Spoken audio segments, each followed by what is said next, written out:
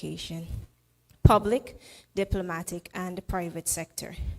He possesses a wide range of experience in both tertiary education and international economic relations. He's hardworking and dedicated, with excellent negotiating skills, which we need right now. Dr. Nigel Gravesandi truly possesses considerable experience in both tertiary education and international economic relations. Indeed, because of his proven track record at the local, regional, and international levels in providing sustainable solutions to complex and challenging problems, particularly in tertiary education, in the tertiary education sector, and in the region of Guyana, the University of Guyana is honored to have him an alumnus of the university as its registrar. Please welcome. Thank you, Joelle. You want to hold it? Remember, 7 minutes.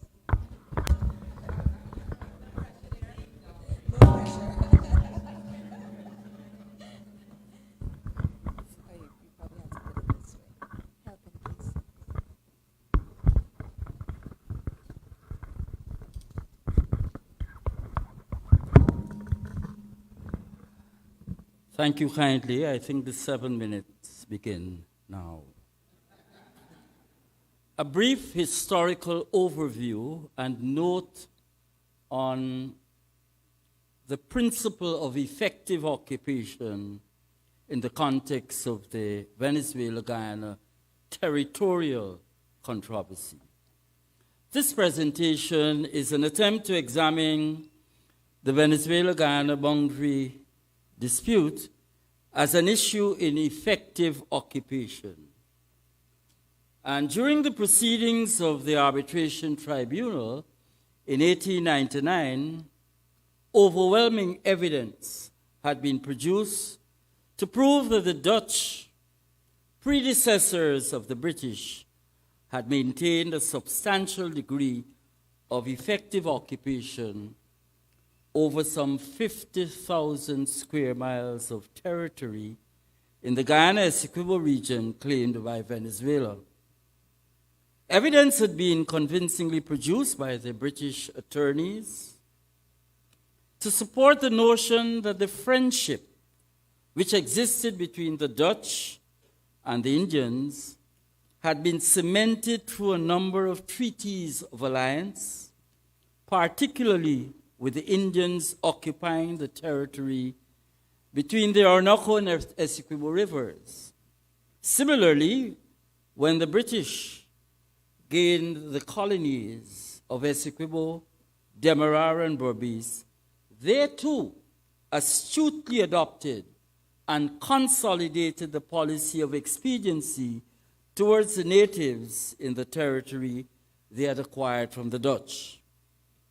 It can hardly be disputed, however, from the research available in the Public Record Office of London and the British Museum, that whatever territory the British gained was as a direct result of the governor of Essequibo and Demerara, Lawrence Storm Vance Gravesandi, whose constant vigilance between 1738 and 1772 openly opposed Spanish incursions into the Essequibo region. His opposition to Spanish incursions in the territory was not only voiced by Spanish officials in both Venezuela and Trinidad, but also to his immediate functional superiors, the directors of the Dutch West India Company. At the Hague Arbitration Tribunal, it was his administration, more than any other, which witnessed the acceleration of Dutch claims to the Guyana Essequibo region.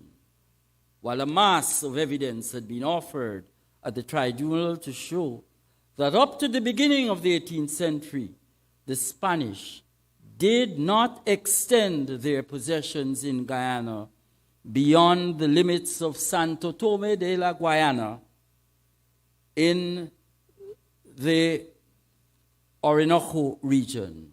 It was established that the Dutch had effective occupation in the basins of the Mazaruni, the Cayuni, Essequibo, Pomeroon, Maruca, Waini, Amaruca, and Barima. This occupation was later maintained and consolidated during the period of British colonial rule. The arbitral award of 1899 legally and conclusively settled the boundary between British Guyana and Venezuela. It is to be irrefutably underscored here that this was the culmination of a legitimate process that was agreed to by both Great Britain and Venezuela in 1897 under the auspices of the Treaty of Washington.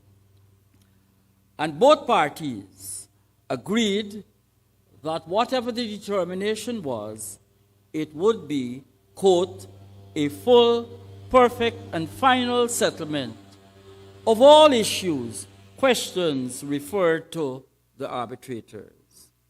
The award of 1899 was duly accepted by the parties of the agreement for approximately 63 years. A mixed British-Venezuela Boundary Commission was established to demarcate the boundary, and upon its completion, it was duly signed by both parties in 1905. But historians are not prophets, and the years have disproved their words and subsequent actions on the part of the Venezuelans. The documentary evidence provided by the British claimed that the Dutch and subsequently the British had effective occupation of the territories. This became the sine qua non in the deliberations of the tribunal that resulted in Guyana, at the end of the deliberations, assuming 83,000 square miles of territory. In conclusion, rehearings could not be granted on the basis of newly discovered evidence after a formal decision had been granted by a tribunal, and that decision accepted and ratified by the two contending parties. It is my respectful and considered view that the award of 1899, there was no contemplation of such an eventuality, but historians will always contend that in life, as is the conduct of relations between states, there will always be hawks among some. Wars or threat of wars will never be the only alternative settlement to judicial disputes. I strongly contend that settlement through the channels of diplomacy remains the only sensible and sustained option for the cooperative Republic of Guyana. I thank you sincerely.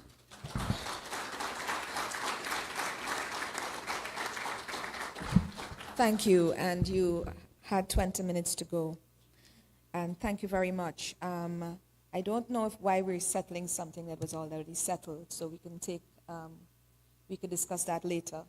But the next person who will speak is the Honorable Carl Greenwich. And Joelle, are you, there's my alarm going now. Yeah. Joelle, would you like to come and introduce him, please?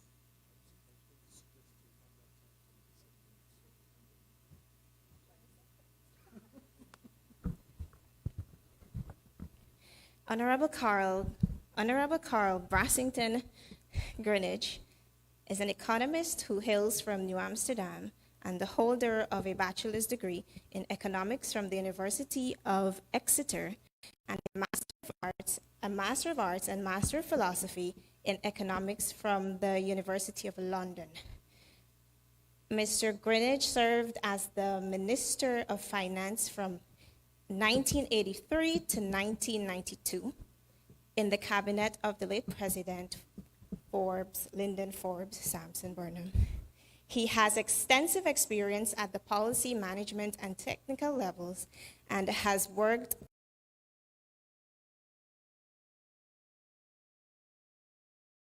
on public sector economics and agricultural policies, as well as international trade and finance. He has provided distinguished service to his country, the Caribbean, and the African, Caribbean, and Pacific group of states. That service has been in the design and management of Guyana's economic recovery program during the period 1988 to 1992, and the negotiation of the unique North-South Cooperation Pact, the Lome Convention, or I see an asterisk there, so pardon me if I'm not saying it correctly, Lome Convention, inter alia, I think, from 2015 to 2019. Greenwich was appointed Minister of Foreign Affairs and one of the vice presidents in the cabinet of former President David A. Granger. During his tenure, he handled the border issue with Venezuela at the International Court of Justice. Mr. Greenwich currently serves as the Government of Guyana's agent to the International Court of Justice and advisor on border matters. Please welcome him to the podium.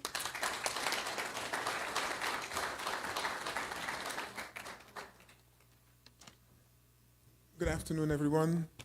Thank you, Vice Chancellor and the office for the kind introduction. Of course, what has happened is discrimination against people that are challenged height-wise. So somehow this has been lowered too low, even for me. Anyhow, I don't want to lose too much of the time available to me. This issue of the case concerning the arbitral award of October the 3rd, 1899 is one that is complicated in many ways,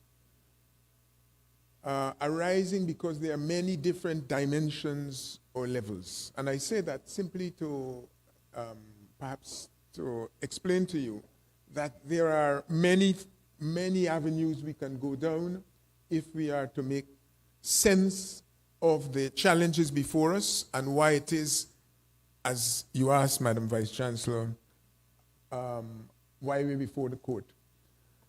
I'm going to focus almost exclusively on the issue of the court, although I'm not a lawyer, but I want to expose to you process, because this is what it seems most of our people don't understand. But before I go to process, can I ask that the second slide be shown, just so, if you still have that on the flash drive, so you can see these stages in context, not approaching the one that's called the case concerning the arbitral award of 3rd of October, right at the very beginning.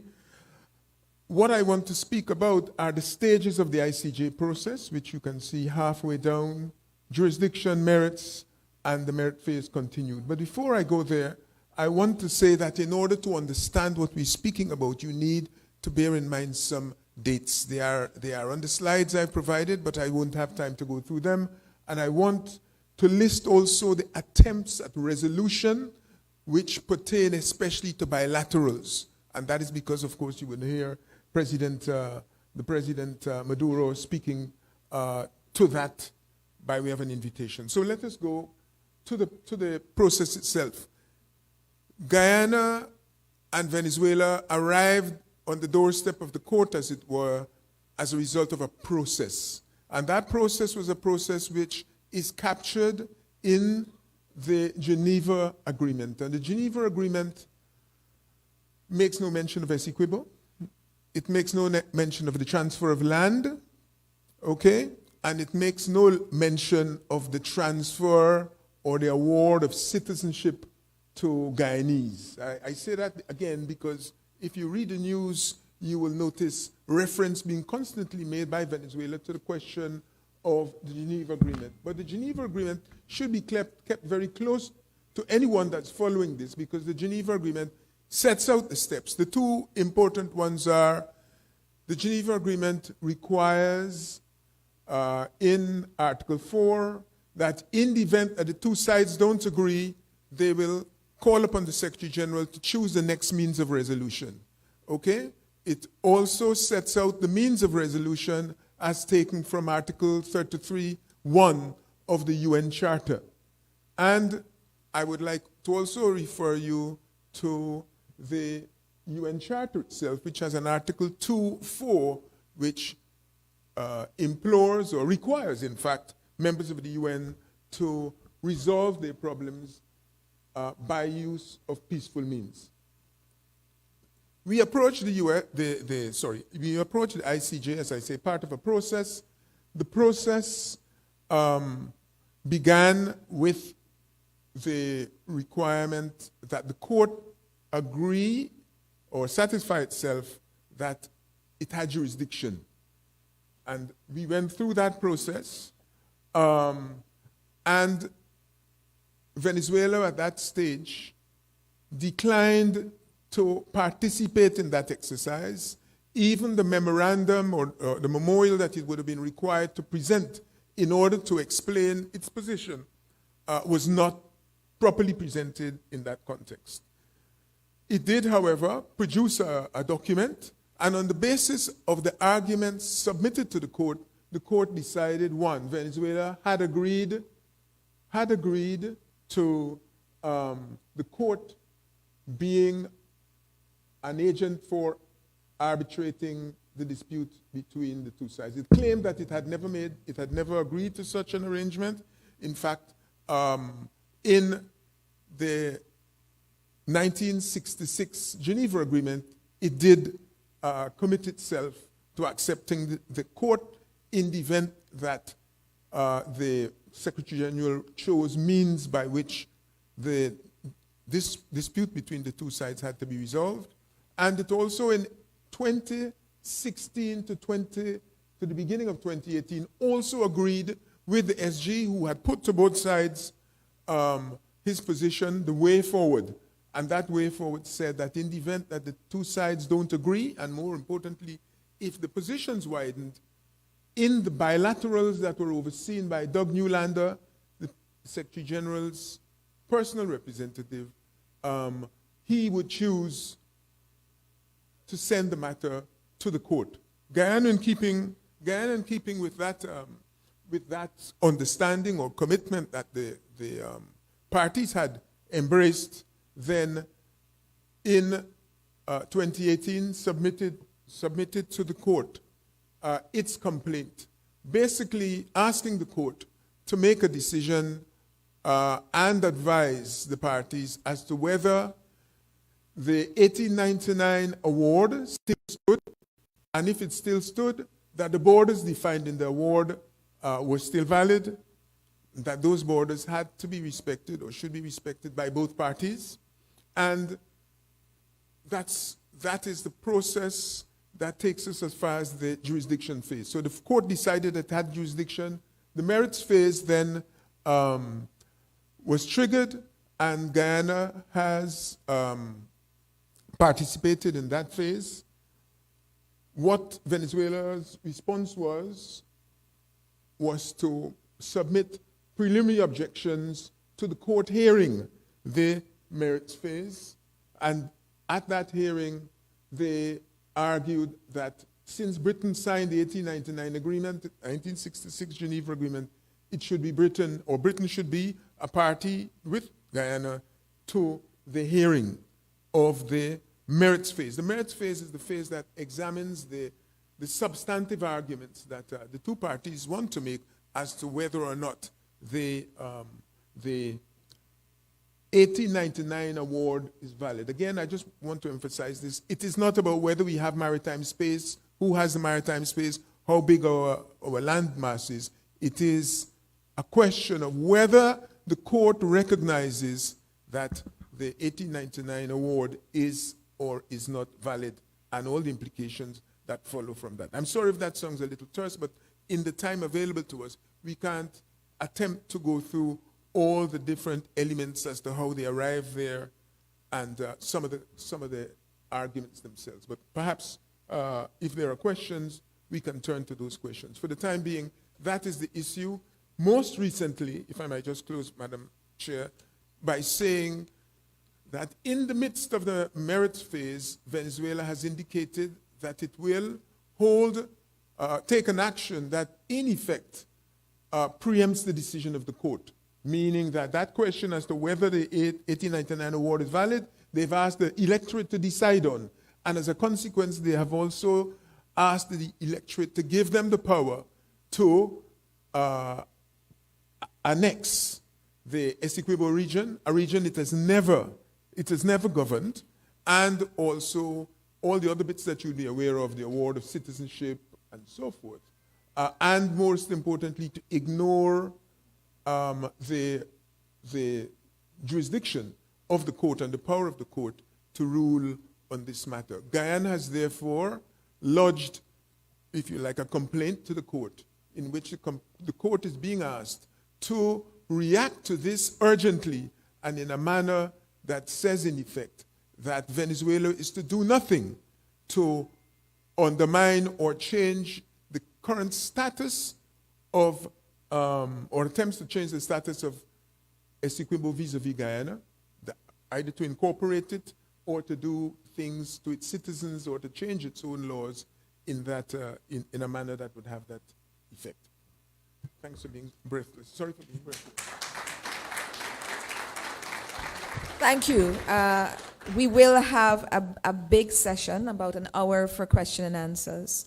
So all of those questions that are coming up, such as, what exactly is Venezuela's problem, so we can clarify for our citizens what they're saying. Those things will come up later on. So the next person to speak is Mr. Ralph Ramkaran. Joelle.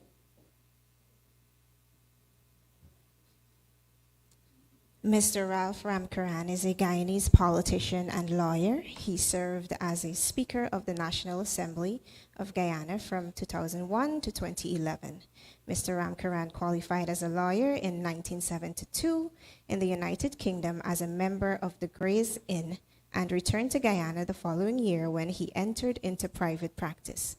In 1977, he joined the law firm of Cameron and Shepherd, which is now Guyana's oldest and largest law firm. He is currently the firm's senior partner. He became a senior counsel of Guyana's judiciary in 1996. He was elected to the Council of Guyana's Bar Association in 1979 and served for 12 years as treasurer, assistant secretary, and secretary. In 1994, Mr. Ramkaran was elected as the Guyana facilitator to the United Nations Good Officer process under the Geneva Agreement relating to the Guyana-Venezuela border controversy. In January 2019, Mr. Ramkaran formed the political party A New and United Guyana. Please welcome Mr. Ramkaran to the program.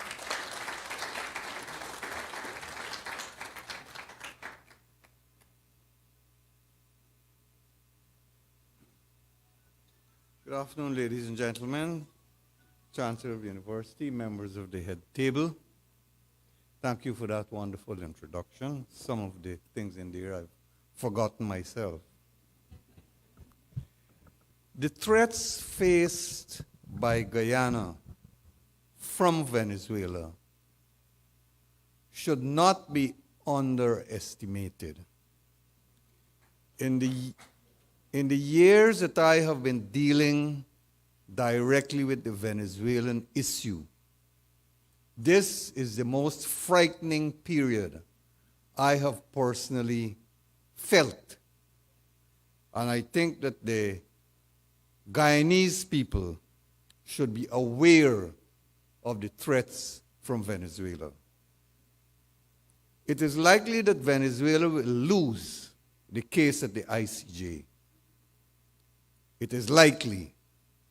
Now, do we think that Venezuela might try something, as we say, before that time? That may be a distinct possibility. In the 1840s, Venezuela began to make noises about its claim to the Essequibo region.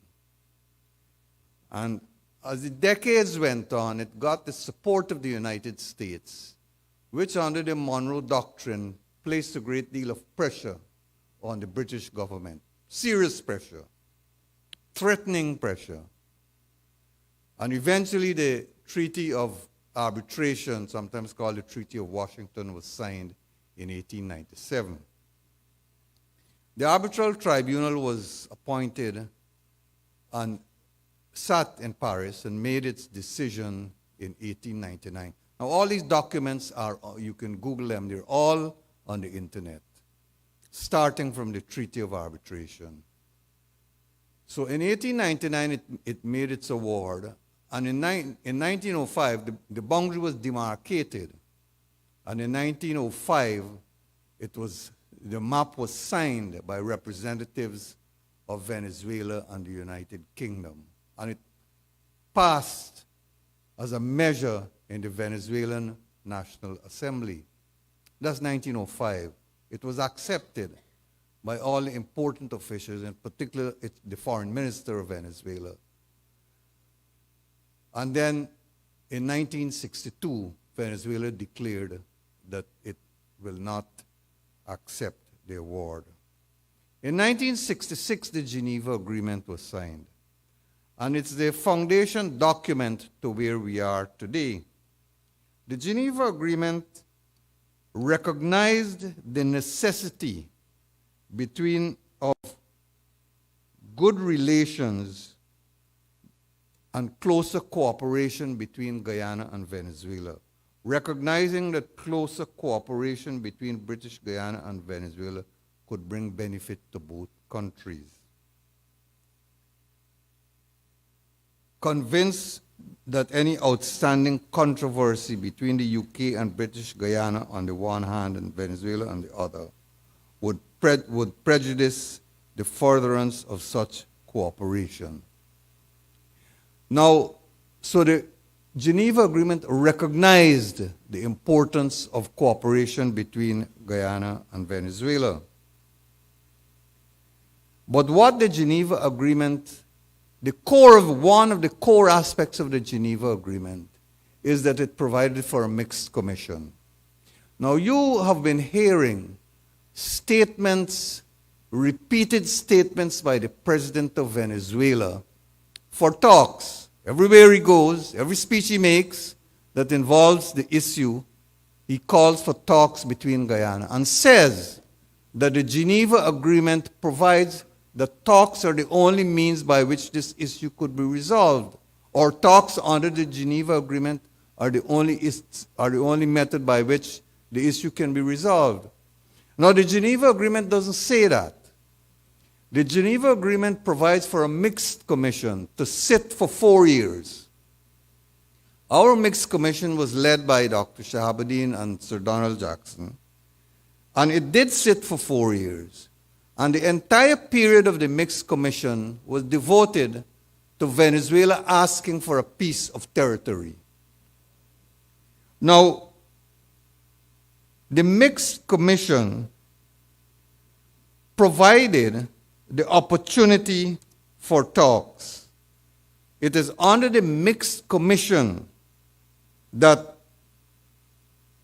a mixed commission shall be established with the task of seeking satisfactory solutions for the practical settlement of the controversy between Venezuela and the United Kingdom, which has arisen as a result.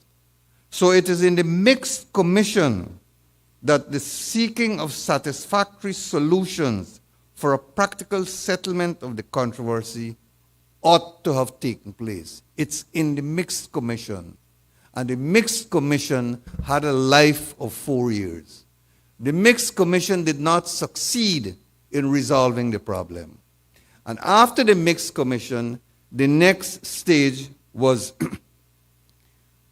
for the Secretary General of the United Nations to choose one of the methods under Article 33. I'll come back to that in a minute. At the end of the process in 1970, the Venezuela and British Guiana negotiated the Protocol of Port of Spain. That protocol was to last for 12 years. The lifespan of the protocol was 12 years. Once again, like in the Geneva Agreement, the protocol provided that the status quo between the parties would remain the same. As long as the protocol remains in force, no claim whatever arising out of the contention referred to in Article 1 of the Geneva Agreement shall be asserted by Venezuela. Venezuela today states that Escuba belongs to them. And they're asking their country to vote to that effect in a referendum. The Geneva Agreement and the Protocol of Port of Spain provides that no claim shall be asserted by Venezuela in territorial sovereignty in the territories of Guyana, and vice versa. So the Protocol of Port of Spain was devoted to discussions between the parties towards a resolution of the problem. Nothing happened. I don't know the history of what happened in that period. I don't know if any discussions had taken place, but the protocol ended without discussion, without a solution. So then the Geneva Agreement provides that where the mixed commission does not resolve the problem, Article 33 can be invoked by the parties, or they can refer, if that is unsuccessful, they then refer the matter to the Secretary General, who shall not impose, but recommend one of the means under Article 33. Article 33 is mentioned in the Geneva Agreement. Article 33 is mentioned in the Protocol of Port of Spain. Article 33 is all over the place. Article 33 is the means by which the parties contemplated that this issue to be resolved. And I think I'm coming to the end of my time. Let me just mention what Article 33 provides for.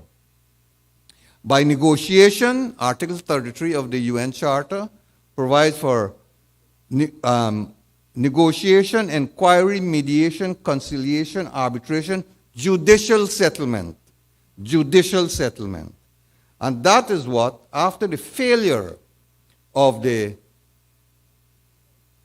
mixed commission, the failure of the good officer process, which my colleague and friend Dr. Scotland was part of and which I took over in 1974, we've been talking to the Venezuelans. We talked to them in the mixed commission. We talked to them for 20 or 30 years in the good officer process. We talked to them in the enhanced mediation period. And nothing has happened. And then, now, the Secretary General has chosen the judicial settlement, which is the International Commission of Juries. And here we are. And here we must ensure that the Guyanese people are aware of some of the details, and every document I have mentioned is online. You can access them in our schools, in the public, so that Guyanese can be alerted as to the dangers which we are facing. Thank you very much.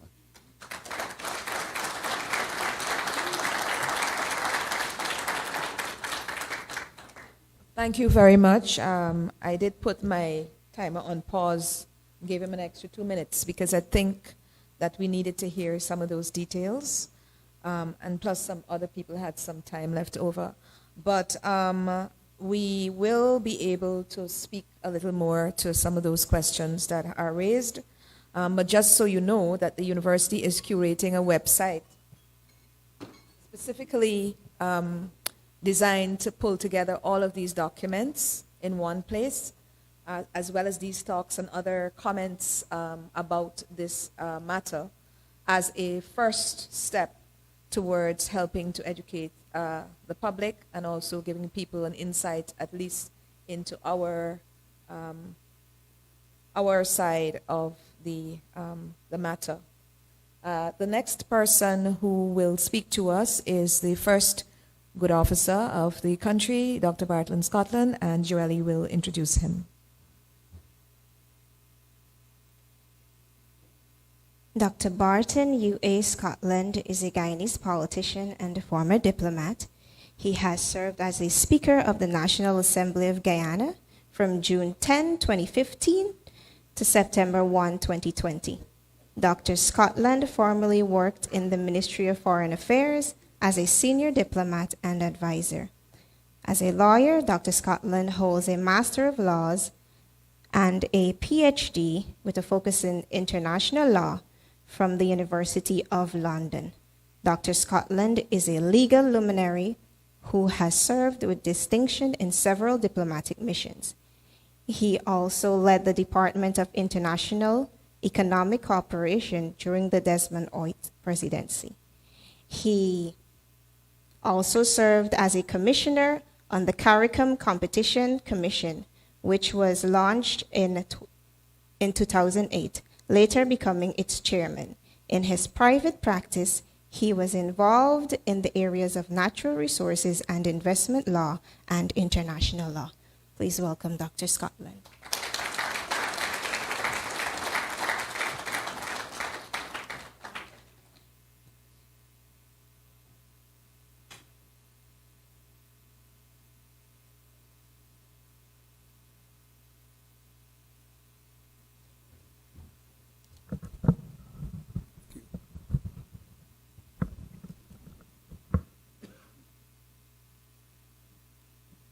Vice Chancellor, ladies and gentlemen, let me say thank you for the bio. I've been asked to speak on the topic strategic considerations regarding border issues.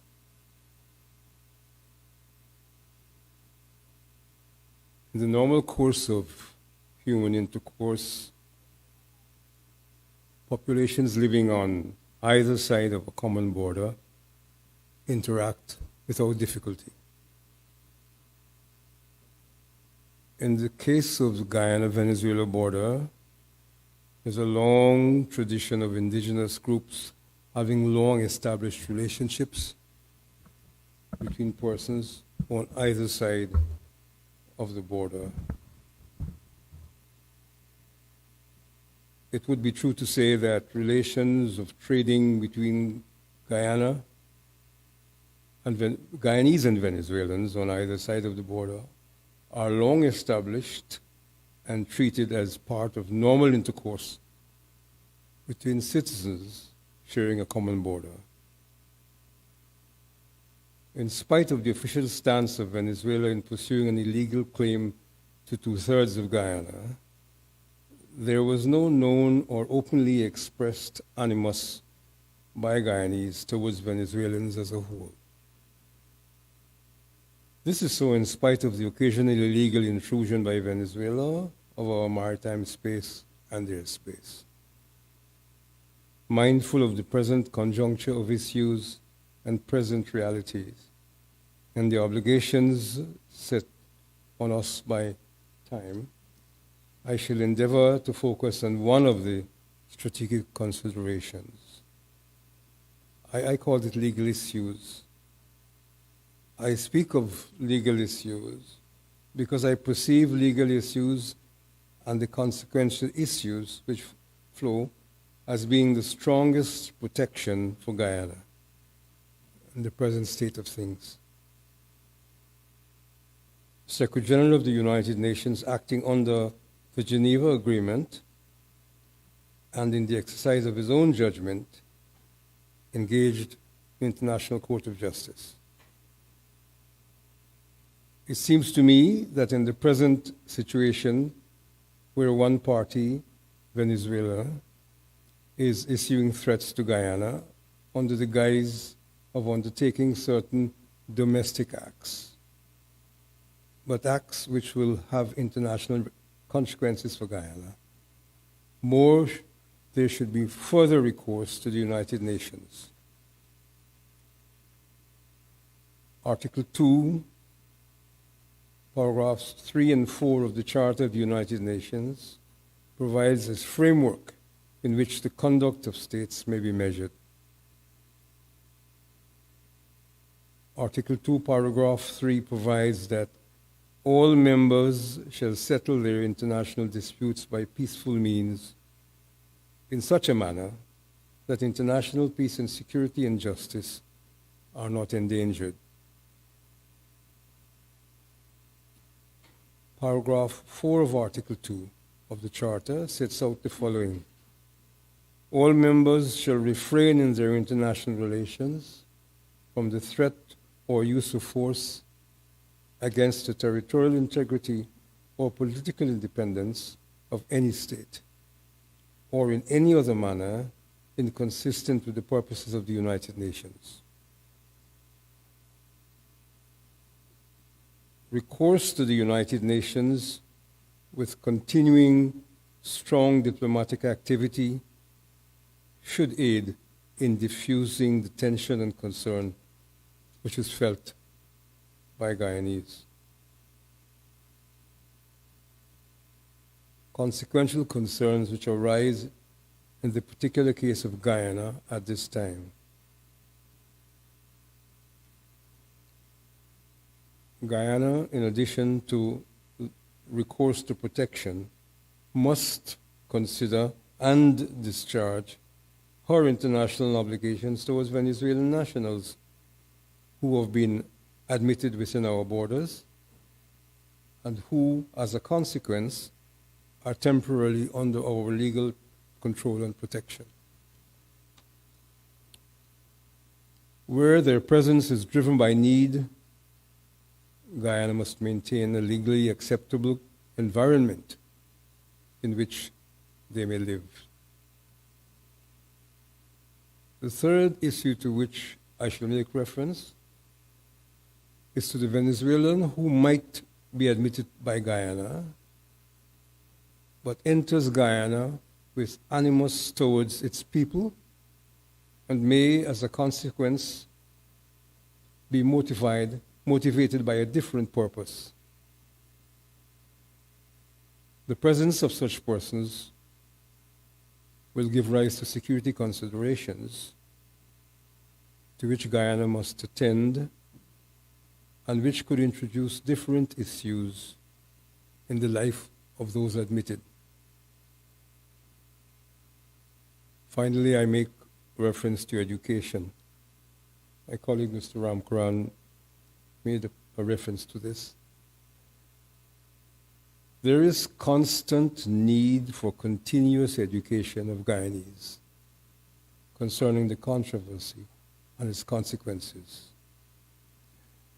This statement speaks volumes to the fact that there's a great gap between the reality and the appreciation of Guyanese generally concerning not the controversy alone, but the present state in which we find ourselves as a result of the controversy. I thank you.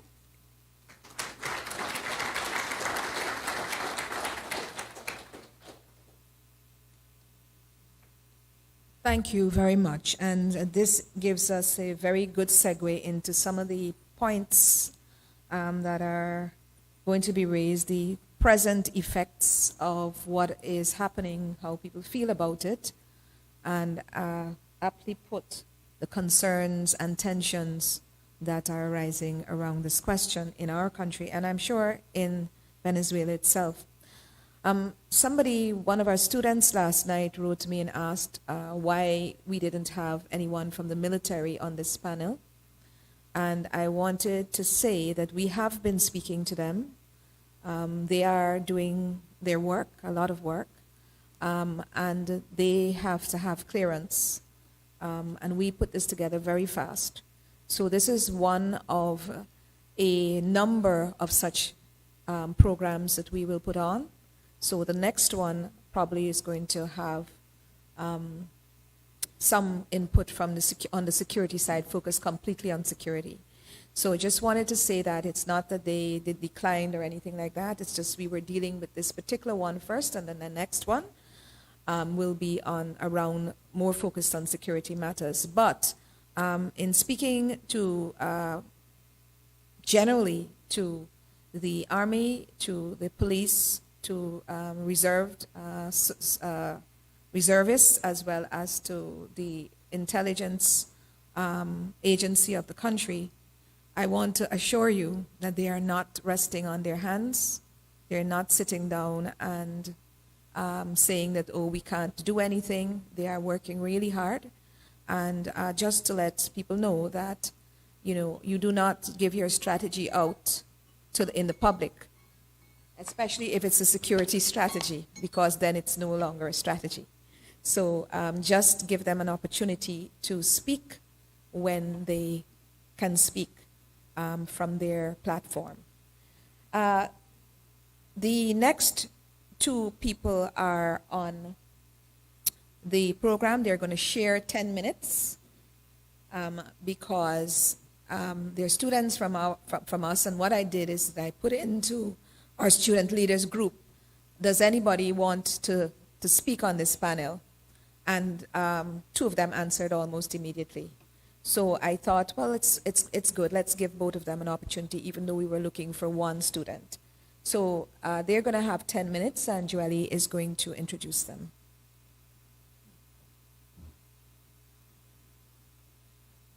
Gilbert George is a driven and versatile individual currently in the final year of his international relations program at the University of Guyana. In addition to his academic pursuits, he has successfully balanced his roles as a dedicated administrator, entrepreneur, and student volunteer. He is deeply passionate about serving and representing Guyana on the international stage, harnessing his education in international relations to contribute to the country's global footprint. Gilbert's appreciation for nature further reflects his holistic approach to life, as he finds solace and inspiration in the natural world, which informs his perspectives and adds depth to his pursuits. His passion for representing Guyana and his entrepreneurial spirit, combined with his academic achievements, position him as a promising professional ready to embark on a path of positive change and meaningful leadership. Please welcome Mr. George, and I'll just go ahead with Malika's. They'll share the podium. Malika Russell is a 25-year-old student and reading for her master's degree in agrotechnology and business. Malika is a national youth debater and a regional youth ambassador, and has served as the Honorable Prime Minister and Leader of the Opposition at Youth Parliament in 2021 to 2022. Malika currently serves as a senior Vice President on the University of Guyana Student Council. She strongly believes that we can all inspire each other, and she does this by helping with organizations like Empowering Guyana and the Youth Small Steps, Big Impact, which works to inspire change across Guyana. She shares Nelson Mandela's philosophy that what counts in life is not the mere fact that we have life. It is what difference we have to the lives of others that will determine the significance of the life we led. Please welcome Malika and Gilbert to the podium.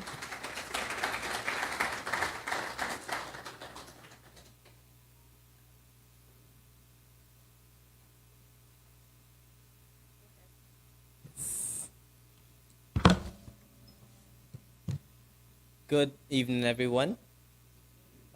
It's a pleasure to be here to give my personal view on this matter of Venezuela's illegal claim.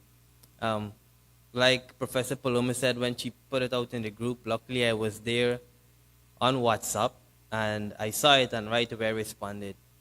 And the reason why is because I'm speaking for myself, but I'm speaking on a point of view of conversations out in the open, out in my social sphere, wherever I go. And this topic comes up about Venezuela and the whole Essequibo region. People, young people especially, don't really know how big this is and how much danger this poses to Guyana and to the development of our country, because I would say 90% of our exclusive economic zone is out on the Essequibo forefront. So should we sit back and allow Venezuela to proceed in the manner in which they're proceeding, it's not going to be good for Guyana. One guy, a very old person, didn't even know when I said, 2/3 of Guyana. He was like, oh, Essequibo just... I had to pull up the map and I had to show him. I said, hey, this is the Essequibo region. This is the Essequibo region. You were probably thinking that it's region 4, but that's not the size of it. People are not aware, and I commend Professor Paloma for this TTT, because this I feel is what we need, what young people need, what Guyana needs to have these information put out there. And I am sitting there and I'm so excited with the presentation that is going on, because I'm learning so much, and I was taken aback when Mr. Ralph Rand said that we have access to these things online, and I think it's important that those who are listening and those of us here can share this information so that others out there, especially the youths, could have access to these information pertaining to this issue. So my thing is, yes, I am very fearful. I am very fearful because looking out on the wider world and the international stage of what is happening in Ukraine and what is happening on the Gaza Strip with Palestine and with Israel, it is not something to be taken lightly, because clearly Pakistan Savanda is not taking that much of an impact on these nations that think they're above the law and they're powerful.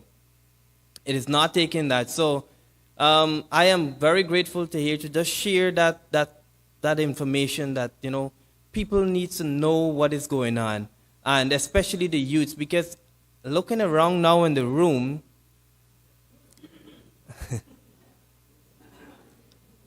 I can literally count the amount of youths I'm seeing. I mean, no offense, but yes, it's something that I think youths need to understand the role that we play. We can't just sit back and say, we can't just sit back and say, leave it to the old ones or the older folks or the more wiser folks who know what is going on, who know the history. We need to get in line with those folks, get the history, and know how to plan ourselves going forward, know what impact we can have, how we can contribute to finding a solution to the issue, to help with the preparedness for whenever, whatever comes. So once again, thank you for the opportunity.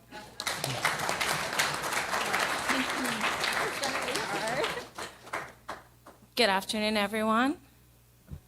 I sat here for a while. I'm not sure, when I first got the opportunity confirmed that I'm going to speak today, I wasn't really sure what I'm going to say at such a forum because of the importance of these kinds of conversations. What I kept in my mind was a part of our national pledge that says, I'll just recite the entire pledge. I pledge myself to honor always the flag of Guyana and to be loyal to my country, to be obedient to the laws of Guyana, to love my fellow citizens, and to dedicate my energies towards the happiness and prosperity of Guyana. Thank you. So the last words of this pledge, it means a lot more than just reciting these words. It tells me that I have a responsibility to dedicate my energy towards the happiness and prosperity of Guyana.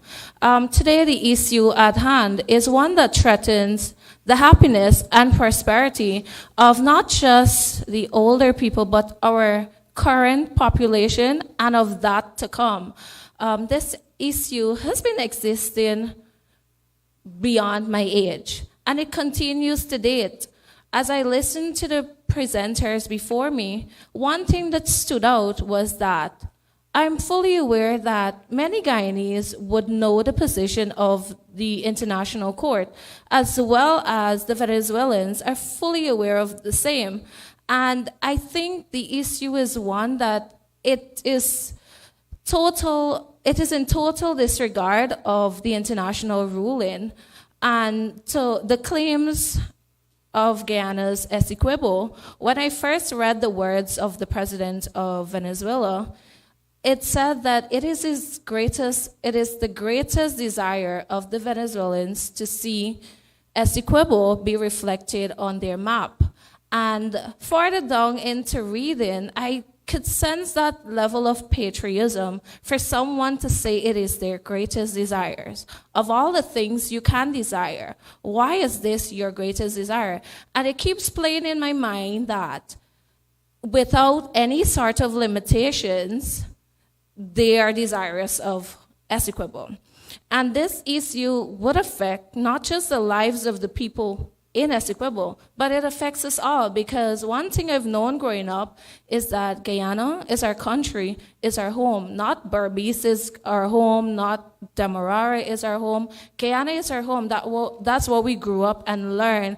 And as a patriotic daughter of the soil, those words always resonate with me, that this is my land. I need to do something to be better or to better the lives and livelihoods of those around me. And one people, one nation, one destiny. I'm quoting from these very, thank you. I'm quoting from these very words that we all are familiar with. And that's a level of patriotism I want the Guyanese people to be able to embrace in such a time when Venezuela is making these claims to our shores. Because one, it does not affect us, like I said, one person before, but it affects us all. I was in Essequibo for a few days, I think it was late last week, and I had to travel the entire coast because of my job, what I was doing. And to listen, not indirectly, to some of the comments people were making, they are concerned about their future and the present. How do we prepare for this?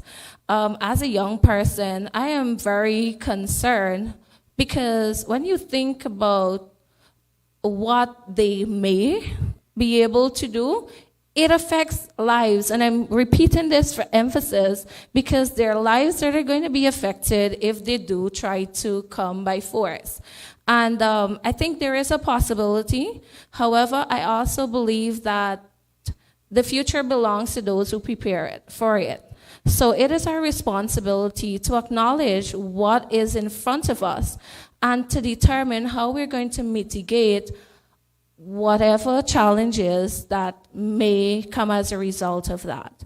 But as a young person, what I want to say to every other young person that's listening is that first, we are a Guyanese. We're fortunate enough to be born in such a unique place that I'm happy and ever so proud to call my home. And this concern, it really affects me. My thoughts are with every Guyanese at this time. And I would say to you that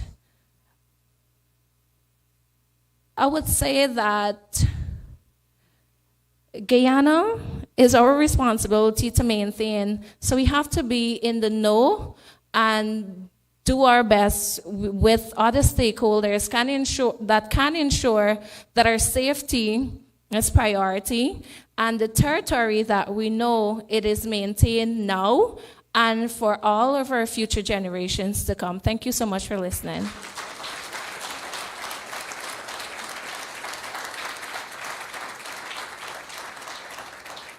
So happy to hear the voices of our young people reflected back. And I just wanted to say that in the room, which is probably an old people thing, you see us and you see some young ones, but online, we have hundreds of young people online. So don't only look in the room, look online as well. That's where you guys live. And also, we have Dave Martins in the room, so I just want to paraphrase him. Not a blade of grass. And then maybe he can sing just now and cheer us all up. However, now we're going to deal with an aspect of this very complex matter that the Dr. Scotland would have alluded to in his overview, which is really, we have Venezuelans in the country who have come here with good legitimate need, and they've been coming here for a long time. We have Guyanese who were in Venezuela who've come back with their children and families. And then we have that group that we don't know what their intentions and their are, and maybe we don't even know who they are. So it's really how to navigate that. And we also have groups of Cubans in this country who speak Spanish. We have Dominicans from the Dominican Republic who speak Spanish. We have Brazilians who, if you don't know what the difference between Portuguese and Spanish, you could think that they're Spanish. We have people from other parts of the Spanish-speaking world, including Spain. People don't walk around in this country wearing, we've not required this, anything saying you're from this country or that country. And so it presents a really significant challenge to internal security as to how to really map and manage what is happening, and to manage the tensions that people feel and the fear that people feel of the other, right? And this is something that we're very concerned with at the university. And so, ladies and gentlemen, the expert on migration and to deal with xenophobia, Dr. Corinne Jacobs.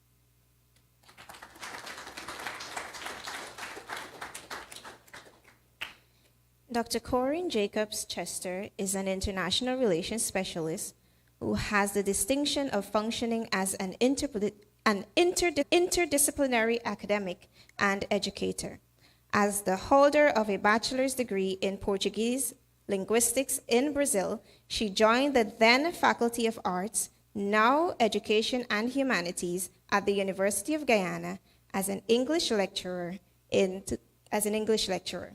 In 2001, Dr. Jacobs Chester transitioned to the Faculty of Social Sciences within the Department of Government and International Affairs, where she now lectures Introduction to Latin American Politics, Issues in Latin American Politics, and Ethics in International Relations, among other courses. Her research agenda includes forced migration and its effects on migrants in the receiving countries. This arena became her focus following her completion of an MSc in Global Studies at the University of the West Indies, St. Augustine, Trinidad and Tobago.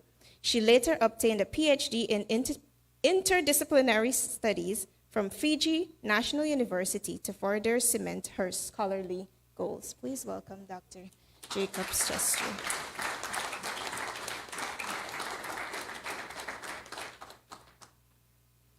Good evening, everyone. I just want to thank these esteemed, distinguished men here for the wonderful presentation. I've learned so much in the short space of time. I'm just here to talk about, so the Venezuelans are here. They're here. How do we deal with that? We know since we found oil also, since we have the oil and gas sector, we've had so many different nationalities coming in. And one of the things we need to understand is that migration transforms societies, whether we like it or not. Our society, if you look around, is being transformed. So I'm just going to talk briefly about that to add to the discussion. South America has been the meeting place for many different peoples as a result of European expansion in the 16th century, which resulted in the establishment of new societies, mostly in the form of mutations of European models across the Americas. To develop and form new communities, all of these societies, whether English, French, Spanish, Portuguese, or Dutch, had to manage a multi-ethnic immigrant population. The basic foundation of the New World societies in the Americas was anchored in immigration and depended on immigrant inflows and labor. As a result, our region, the Caribbean and the Latin American region, is an immigrant one. The dilemma of migration in South America must be understood against the backdrop of European settlers, enslaved Africans, indentured laborers, and other forms of forced and voluntary migration to support the plantation system in the New World, as well as populations fleeing for economic, political, and fleeing from economic, political, and religious problems. This includes the current enormous exodus of Venezuelans to neighboring countries. And according to an IOM report, it's nearly 6 million of them that have already left Venezuela. Venezuela's economic, political, and social systems have disintegrated, and the need for personal safety, economic alleviation, and opportunity has increased the rate of migration. Venezuela's migratory crisis is not exceptional, but it is rapid, dramatic, and widespread. I was reading a report from the Trinidad and Tobago, a study that was done, and they too are very alarmed at the amount of Venezuelans that are in Trinidad, and they're saying that it's just 7 miles from Venezuela to Trinidad, and so they're coming by the boatloads. The number of, and they too find that alarming, the number of Venezuelans in Guyana is unknown, but we all know it's a large number. And we are unprepared for such a sudden and large migration that could cause further issues. Considering the fact that South American and Caribbean countries have a history of migration, there's a trend of easy travel within and between the two regions. There's a sympathetic understanding that pursuing a better life in another country is not uncommon. Therefore, one may expect a certain receptivity to immigration. Furthermore, Venezuela has a history of accepting immigrants, and before the crisis, a lot of Guyanese lived there. However,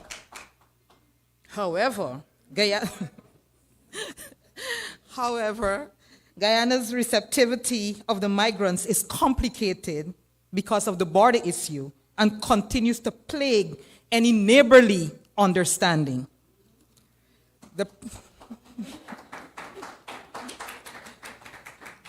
The presence of Venezuelans is widely regarded as problematic, and these migrants may become targets of discrimination and racist violence.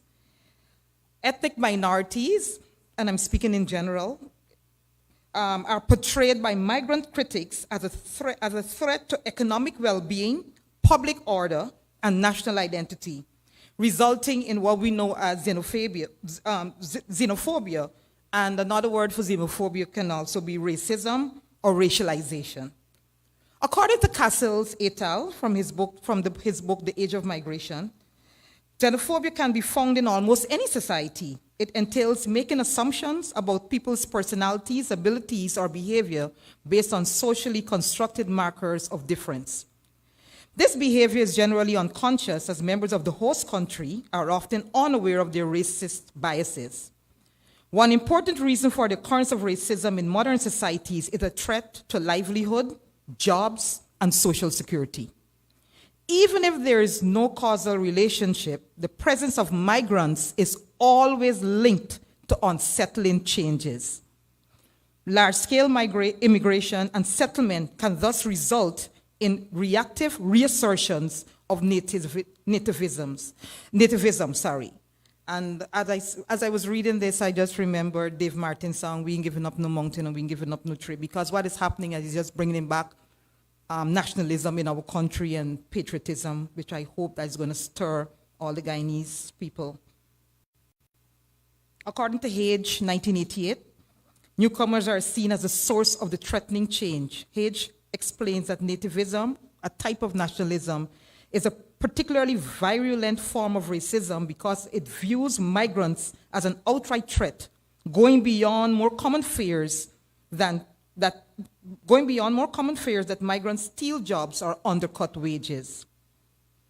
So in conclusion, they're here, what do we do about it? Our city, the health system, the economic, our economy, everything is being transformed with all the different migrants that are here. What do we do about it? Migration is not a tap that we could turn on or off. And whether we have a border dispute or not, people will come, people will migrate, and people have been migrating because, of course, as I said before, because of the oil and gas sector. And it's not a tap we can turn on and off. We need immigration policies.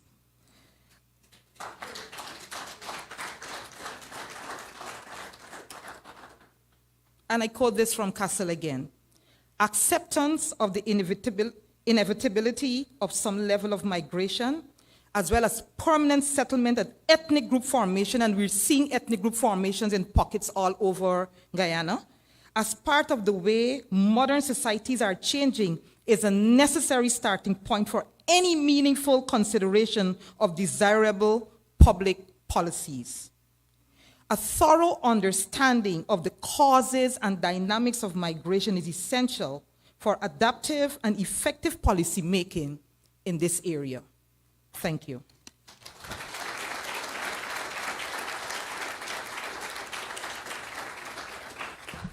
So Corinne is the founding director of our new center at the university that was launched in August this year. It's the Center for Migration and Diaspora Studies. And given the very brief overview that she's given of the complexity that we face, and that's only with our neighbors, not the Caribbean and all these places where Guyanese and others flow back and forth, you could see the need for their work and for that center to be supported. I also wanted to say that we have some particular other matters happening at the border, which nobody has spoken about yet, and probably nobody will. And that is the presence of Venezuelan military there, new military as the troops come in, and gangs that are Venezuelan gangs that are coming into conflict with their own army as well. So this is a very complex situation. It's not a cut and dried one, and it is one that requires a tremendous amount of work. Also, we know that Guyana had been a very, opened up a very receptive space for migrants, many of whom were Venezuelans between in the last 5 years or so, because we are working with, policy, education policy, for instance, for teaching teachers Spanish to treat with these students in school, opening up rooms for them. I see Dr. Hudson from the Ministry of Education here.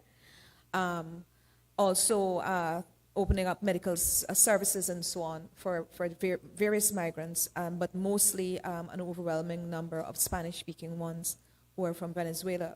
So the country has been very receptive, but now, as Corinne has said, this matter is complicated by this very aggressive stance of our government. And one of the things that I thought about just now in listening to Corinne and someone else is, if you have 6 million people fleeing, if there's no war, and no threat of war. Nowadays, I don't think anybody really wants to become a soldier for anybody else's cause necessarily, unless you're trained military. So there's also likely to be people fleeing now because of that specter from the country, coming into the country to basically get away from what they think might be impending. So it's fairly complicated and very stressful, I'm sure, for both sides. I like to think of Venezuela as a brother that we have a dispute with, or a sister. I don't like to think of them as a country that is going to do anything that is stupid. But in case they plan to do it, I don't think we're going to sit down and take it. I can tell you, if I have to get a slinging shot, I will be out there. Cara Lord, the psychologist from the university. Come on, not into violence. Our next speaker is Dr. Cara Lord. Cara is a psychologist and educator at the University of Guyana. Her practice is primarily centered around delivery in the areas of counseling, organizational, educational, and developmental psychology. She is the holder of multiple advanced degrees, having completed her studies through prestigious institutions of higher learning in Guyana, the Caribbean, the United Kingdom, and the United States. Dr. Lord is a Chevening scholar who considers herself a servant leader. She has operated in the areas of human resources, psychology, education delivery and assessment, research, instructional design and training, guidance counseling, policy development, and administration. Please welcome Dr. Lord.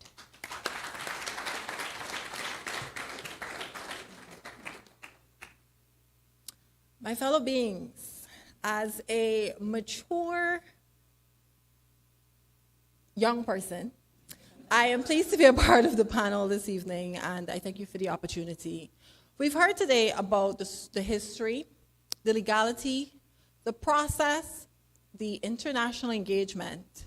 We've considered strategy.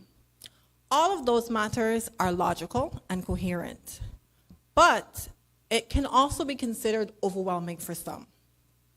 We know that we have representation for our people and of our people who are very passionate and adamant about the illegal claims made upon our lands. They're also informed.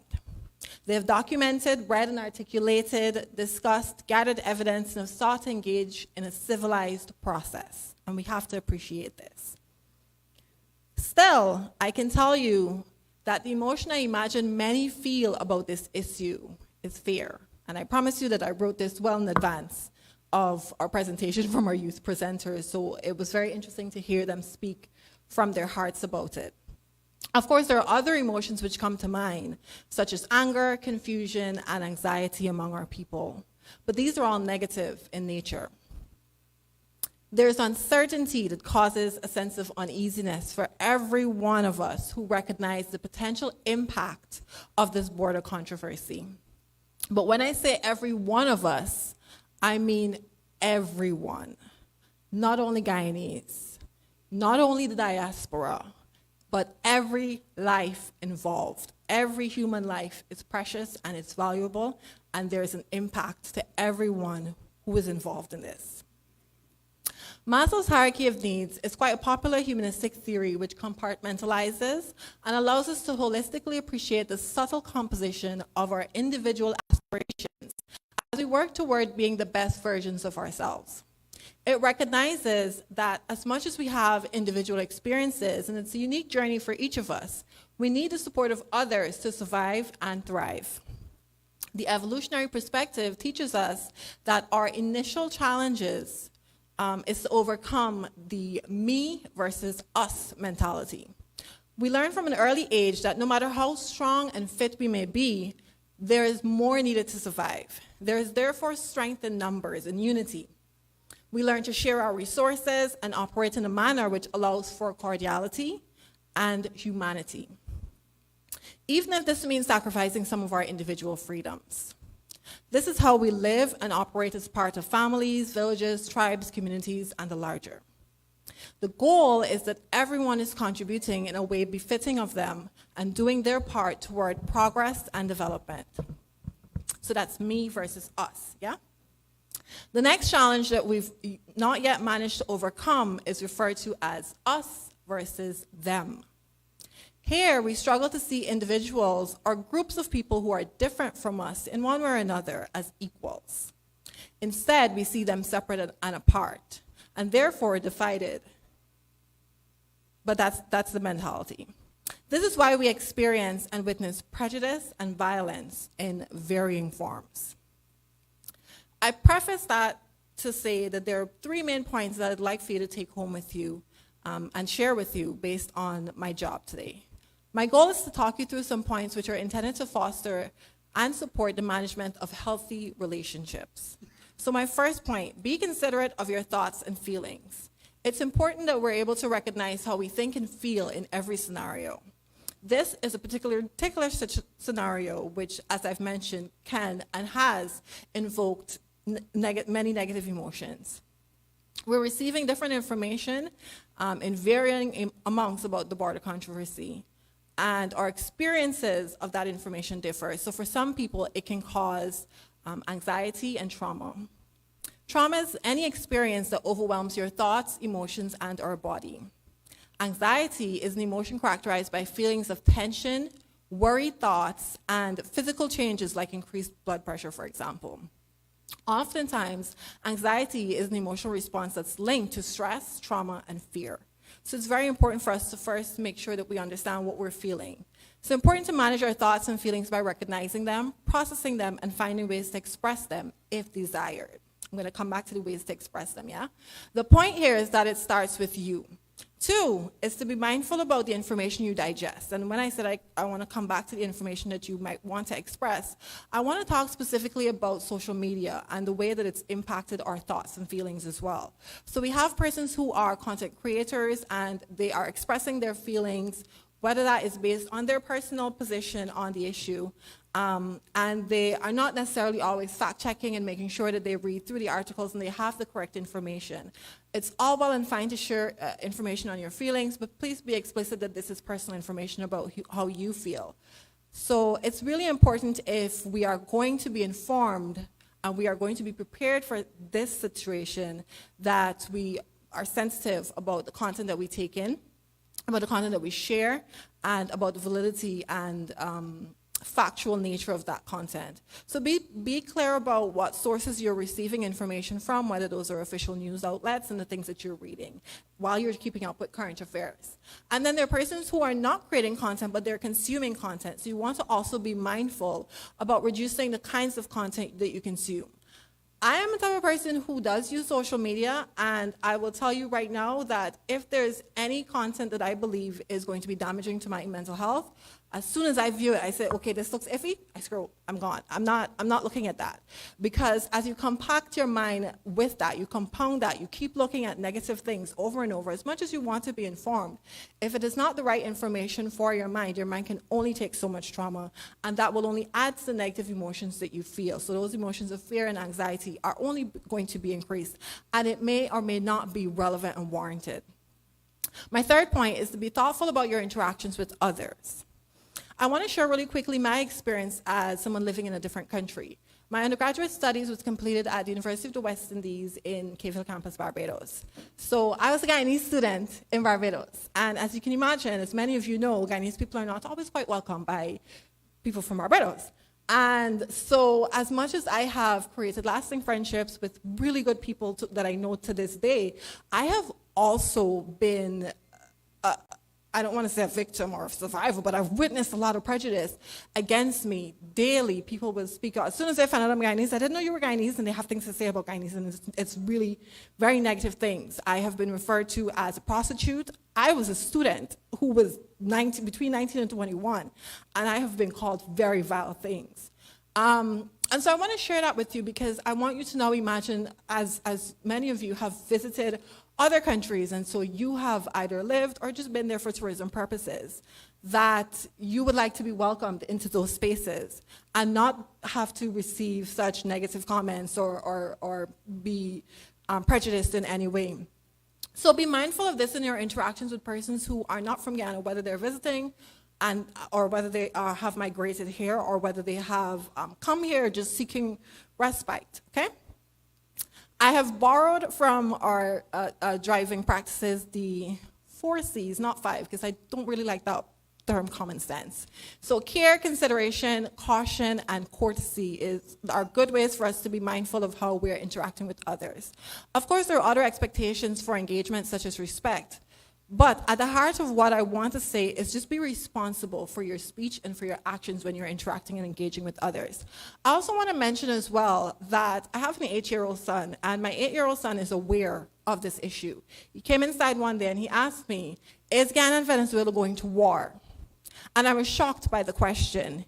He had this conversation with his friends outside. They were about his age. They had talked about it. And I'd like to imagine that they had either heard it from the news, maybe their parents were watching, maybe their parents and family were talking, but they shared it with my son and he got the information. They could have gotten it online. Children have a lot of access to materials online as well, but he's aware. And so he came and he asked me about it, and he was very concerned and scared about it because he doesn't know what that means if we're going to war with a different country, how that will affect him. So I want us to also be mindful that we have young ones that we're responsible for, and it's important to have care about how we are exposing them and what conversations we're having with them and taking care of their mental health as well. In closing, I'd like to briefly share my thoughts on humanity and civilization. We could have a proper 3-day conference and still we wouldn't completely agree on what we think about how we define these terms. Some may opt for a simple definition like humanity is a collection of beings. It's simply how we refer to the human race. Others may prefer it to be more visceral, the emphasis being on the qualities that connect us as human beings. We may wish to define it as a state of society, it's simply how we refer to it. Others may prefer to refer to it as visceral, the emphasis being on the qualities that connect us as human beings. And then when we talk about civilization, the same applies. We may wish to define it as a state of society which is organized and developed, having shared culture, social norms, while being bound by some form of governance. What I'd like to say here is not dependent on how we define these terms, but on our actions. In a few generations, our names, so my name, Cara Lord, and our individual lives may or may not be remembered, even by our kin, even by our family members. The legacy that will live on is how we have managed our engagement during this time, and of course, the outcome. I've always said to people that Ghana is a beautiful country with many natural resources, but its most valuable in my mind has always been our people. Our capacity for hospitality and compassion, aka our humanity, has been demonstrated time and time again, not only in our foreign and diplomatic relations, but by our people. And I encourage us and urge us to remember this in this time. Thank you.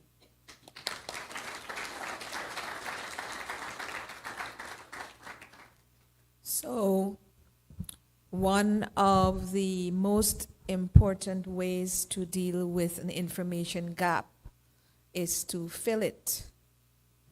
And if people don't have information coming from the right place in the right context, and it's factual, they fill it with anything else that they get it from, anywhere they get it from. So children are also talking about this, teenagers. And I know the government is dealing at a very high international level with the legal matters, right? And which all of our presenters on the legal side have said is our best option. So while it is something to be concerned about, I don't want us to leave this room thinking that we're going to be invaded tomorrow or that we're going to have a war in the next couple of months or something like that. I think that that is a distinct possibility, but not something that is, if I were to assess this on a scale of 1 to 10, I would give it a probably 2, right? You disagree with me, and you can. Maybe that's me placating my own heart and not having to take that slingshot out. But the next section of this program is going to be for you. We've left an entire hour for your audience reaction, your questions, and so on. So this is how we're going to do it. There's a roving mic, probably this one. You have one? Or else you'll take one of these. There's going to be a roving mic. Okay. Oh, Lord, we have an eager audience. All right. We have a roving mic, and we are taking 3 questions at a time. So sections, 3 questions at a time, or comments. And just like they had a timer, you please know you have a timer as well. Please collect your thoughts before so that others can have a chance. Please, if you have a question directed to a particular person, let them know, because the entire panel cannot answer everything. We'll not have time. And then we go to the next 3, and then we go to some online, etc. Right? Okay, so the first 3 hands, and Jai, look at me. Right? You don't choose people. Look at me, because this is going to be trouble. So I'm trying to be equal. So this gentleman here, 1, 2, and the lady over there, 3. When next section will be you, and you. Okay? Go ahead. 1, 2, 3, and then 1, 2, 3, the second section. Greetings to you all. I am Noble Gavin Matthews Bay, and this question is directed to the Honorable Carl Greenidge. I know since the beginning of time in the South American continent, there being treaties and there being violation of treaties. My question is, since Mr. Maduro is stating that on the 3rd of December, he's holding that referendum, and I know a lot of people in this room are trying to find out what is a referendum. I've read up a lot on it. I like to read. I'm a historian by profession. But that referendum, if it is held according to the United Nations, and it passes, and I don't know if he's speaking to the Guyanese, who he's speaking to the Venezuelans who are in the land of Guyana, or the Venezuelans in Venezuela. But he's trying to annex a complete region without firing a single shot, right? So the question is that what is he referring to? Which part of the United Nations Charter? Because it seems to me like he's quoting something that he's getting from the United Nations Charter pertaining to referendum, like, for instance, how Russia got these different referendum annexing different regions from Ukraine, if he's trying the same shot with Guyana. Thank you very much.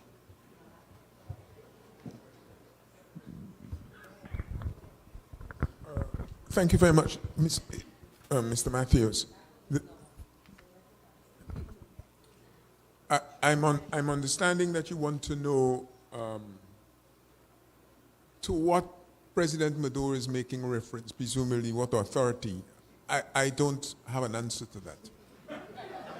I think all of those who have worked, I understand what he says. It's not that I'm saying I don't understand what he says. I'm saying the authority on which he pitches his threat, as it were, is not an authority found within the UN Charter. I referred you already to Article 2.4 of the UN Charter, which says that you shall not appropriate territory by force. The Geneva Agreement has mechanisms for resolution of a conflict peacefully, and we are both signatories to that.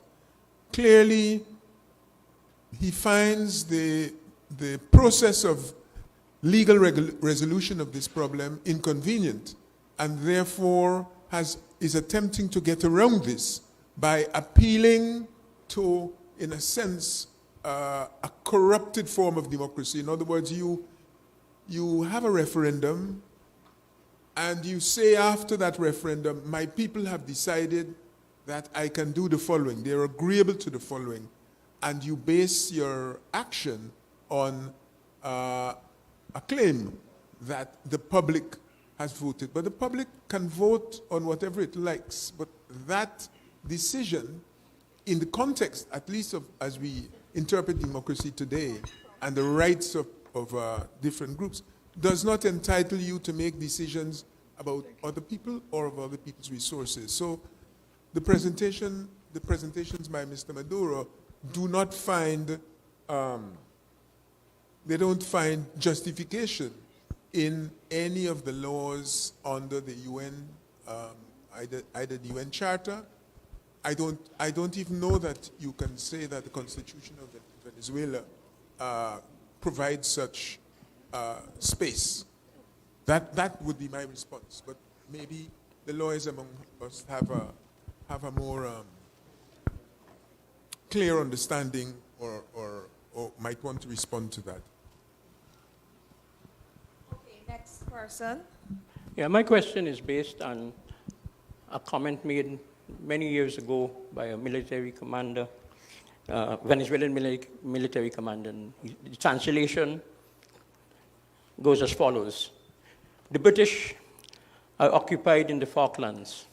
Now might be the best time to move on Guyana, for after all, it is only a nation of a few 100,000 Hindus, Muslims, and blacks, end of quote. That end of quote of the translation. That military commander was a man named Hugo Chavez. Fast forward to today and after that, and they now have billions of dollars in resources that should be ours. Guyana will join the Security Council of the United Nations next year. Might it be useful, and this is my question to the panel, might it be useful to request of the United Nations an international border protection force to stymie any action that the Venezuelans, the Maduro regime might have? And I say so in the context that he may very well use an incident that arises out of Venezuelans, citizens crossing into Guyana looking for just a better life, to create a situation that says, or to have a situation where he can say that I am merely responding to the ill treatment of Venezuelans in Guyana. I put the question to the panel. Well, two people on the panel can answer. The question is, might it be a good strategy for Guyana to ask for a UN peacekeeping force on the border? I think that's the summary of it, right? Yeah.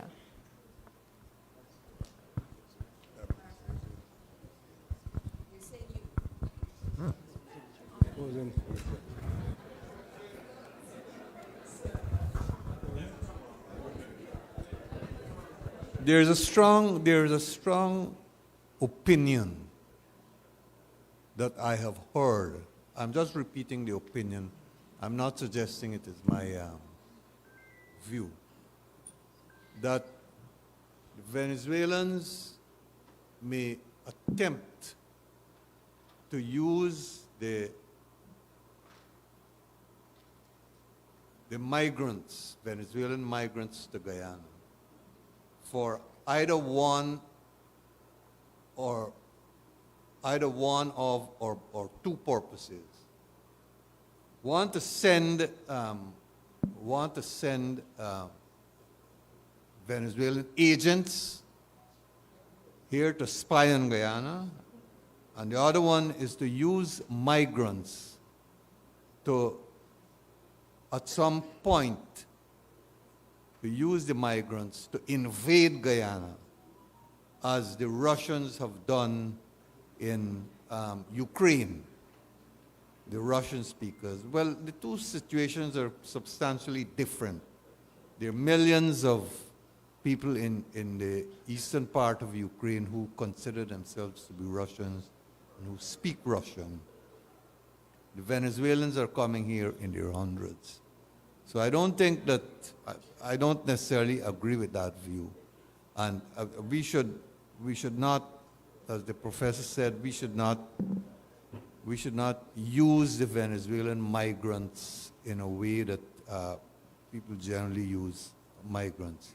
We must remember that Venezuela welcomed Guyanese when Guyana had economic difficulties. And not only Venezuela, but many other countries.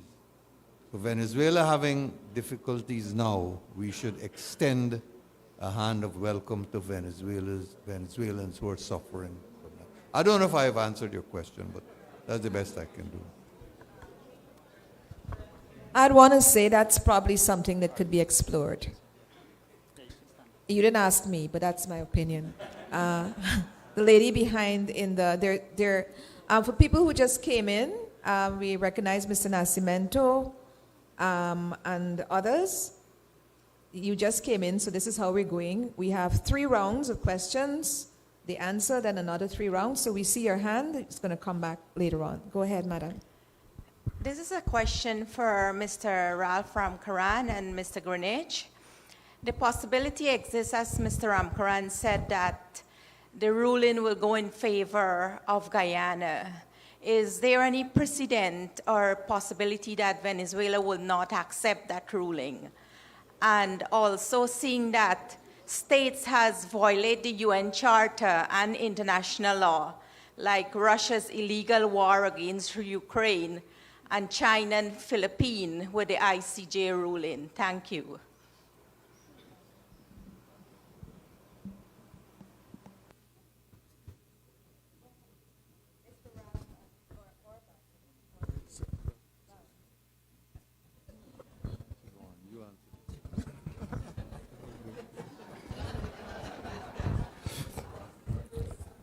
Thank you very much for the question.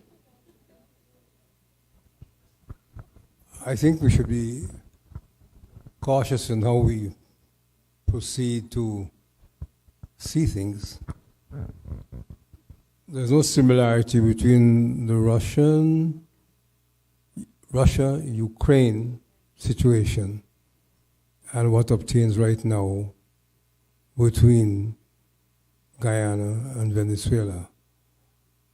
I understand it could be that with the passage of time, there may be enough Venezuelans here, and if the situation changes, that you could have some degree of concern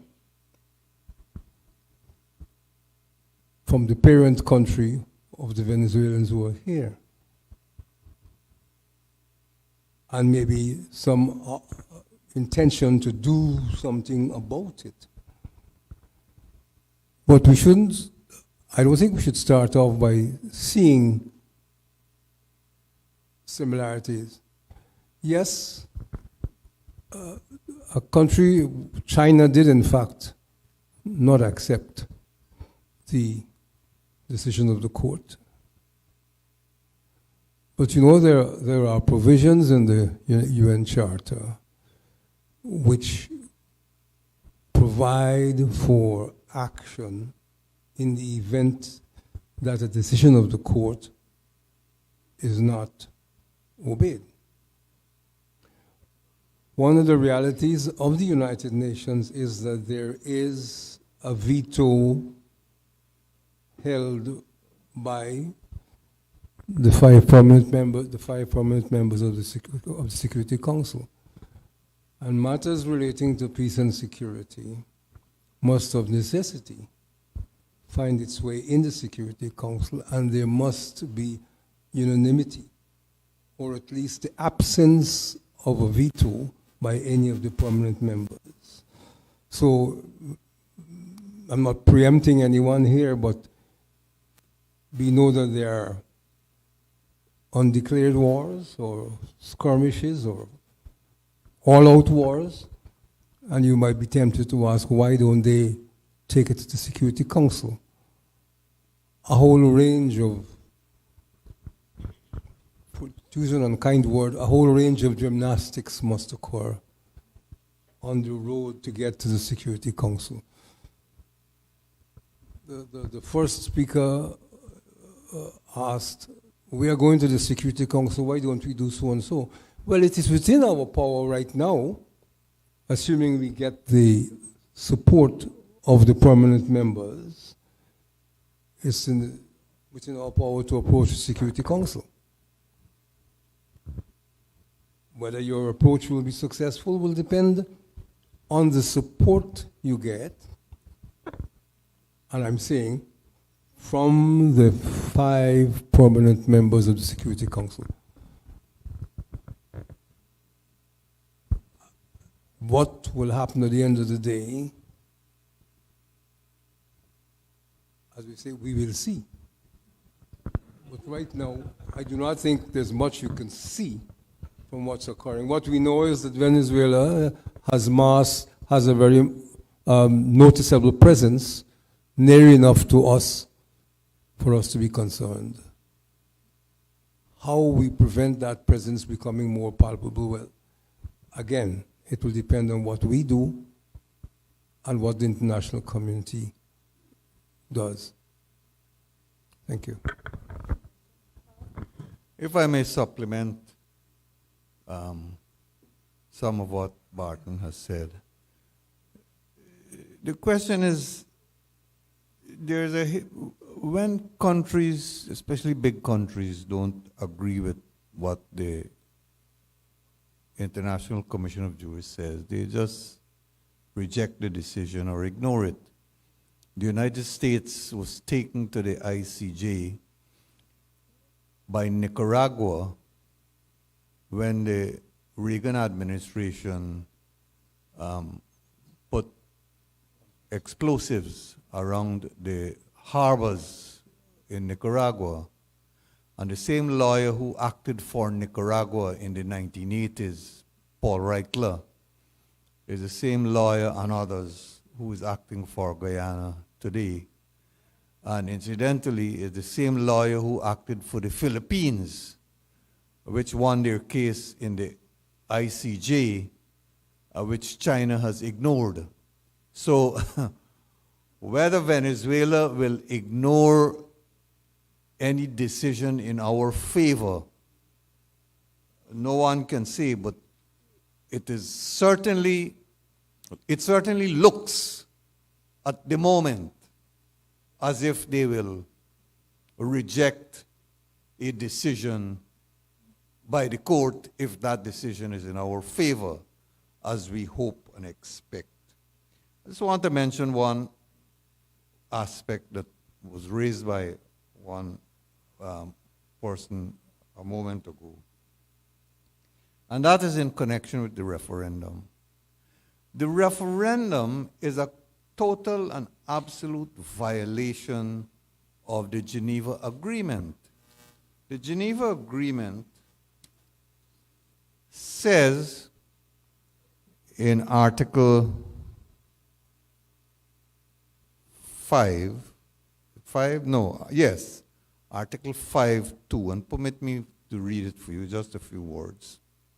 No act or activities taking place while this agreement is in force shall constitute a basis for asserting, supporting, or denying a claim to territorial sovereignty in the territories of Venezuela or British Guiana, or create any rights of sovereignty in those countries. They are talking about acts or activities, but there has been no act or activity that would allow Venezuela to hold a referendum, to ask the people to claim Guyana's territory. The entire Geneva Agreement, the base in several places, refers to the issue of status quo. The status quo must remain until the issue is settled by the parties. And the Geneva Agreement provides the basis for the settlement of those issues. And the Geneva Agreement is violated when Venezuela makes an attempt, as in its referendum, to claim the territory of Guyana, to claim that the people living there are entitled to Venezuelan identity documents and presumably Venezuelan citizenship. This is a clear and absolute violation and must be called out. Guyanese must call it out. Unfortunately, the diplomatic protocols do not allow the people who support us, the OAS, CARICOM, Commonwealth, to be so open and direct in relation to Venezuela. Okay, well, we're Guyanese, it's our country, and we must call out Venezuela. It's a violation of the agreement.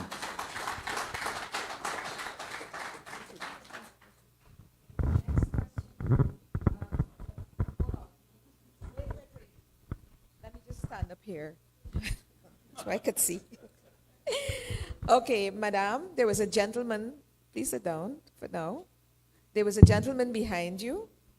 There was somebody behind here and somebody there. So those three, and then you, then Kit, and somebody else had their hand, right? Dr. Curtin.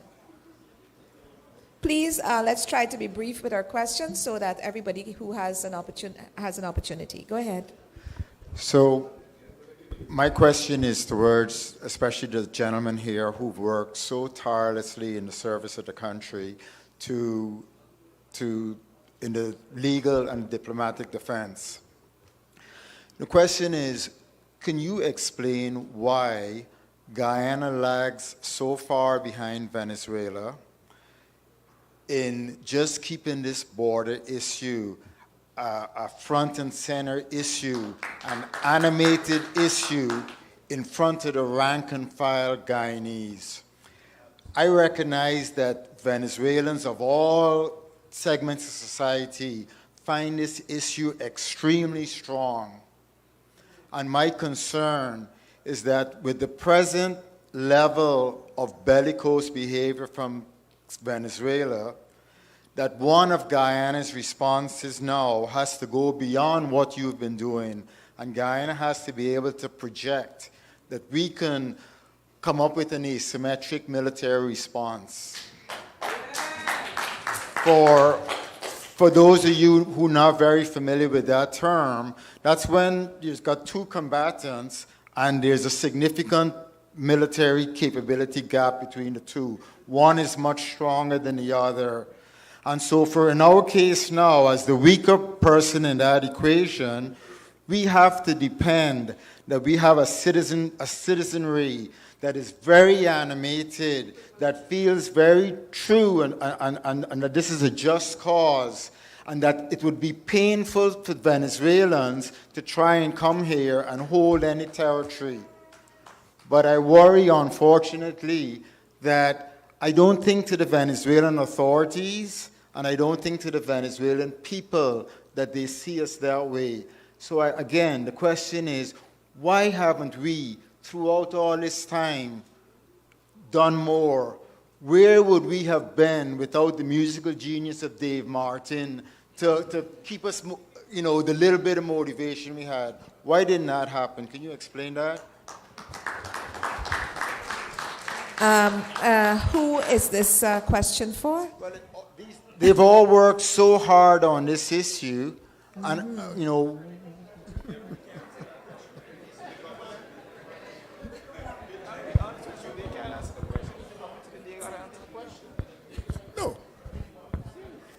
Well, I would suggest to you that it is always going to be possible to say that a country hasn't done enough. But as to how it would find the means to do a great deal more, that is an open question. I think over the years, Guyanese governments have regarded the threat at different levels. There was a time immediately after independence when a lot of energy and resources were devoted to building domestic resistance. Yes. I think a considerable amount of energy and effort was devoted initially to that. You recognize, as was explained to us, that there was, in the years 1970 to 1982, a moratorium. And that moratorium, as with other periods subsequently, have resulted in a lowering of tensions. So much so that many people believe that this wasn't really an issue to be fearful of in any meaningful way. In my view, the tension has only arisen after the 1970s, and that includes 1976 and so forth, the problem of the Upper Mazaruni. It has only arisen again relatively recently, 2013, and more recently with the seizure of fishermen, fishing vessels, and the firing on people carrying out legitimate activities within Guyana's borders. It is that which has raised the awareness and the urgency for governments.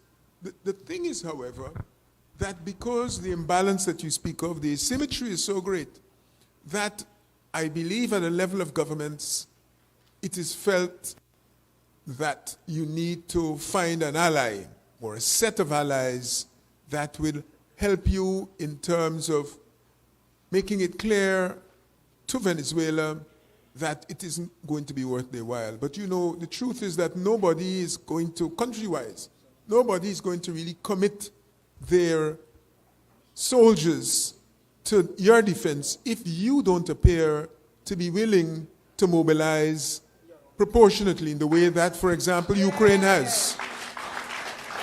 And that is the sense in which I think we still have a long way to go.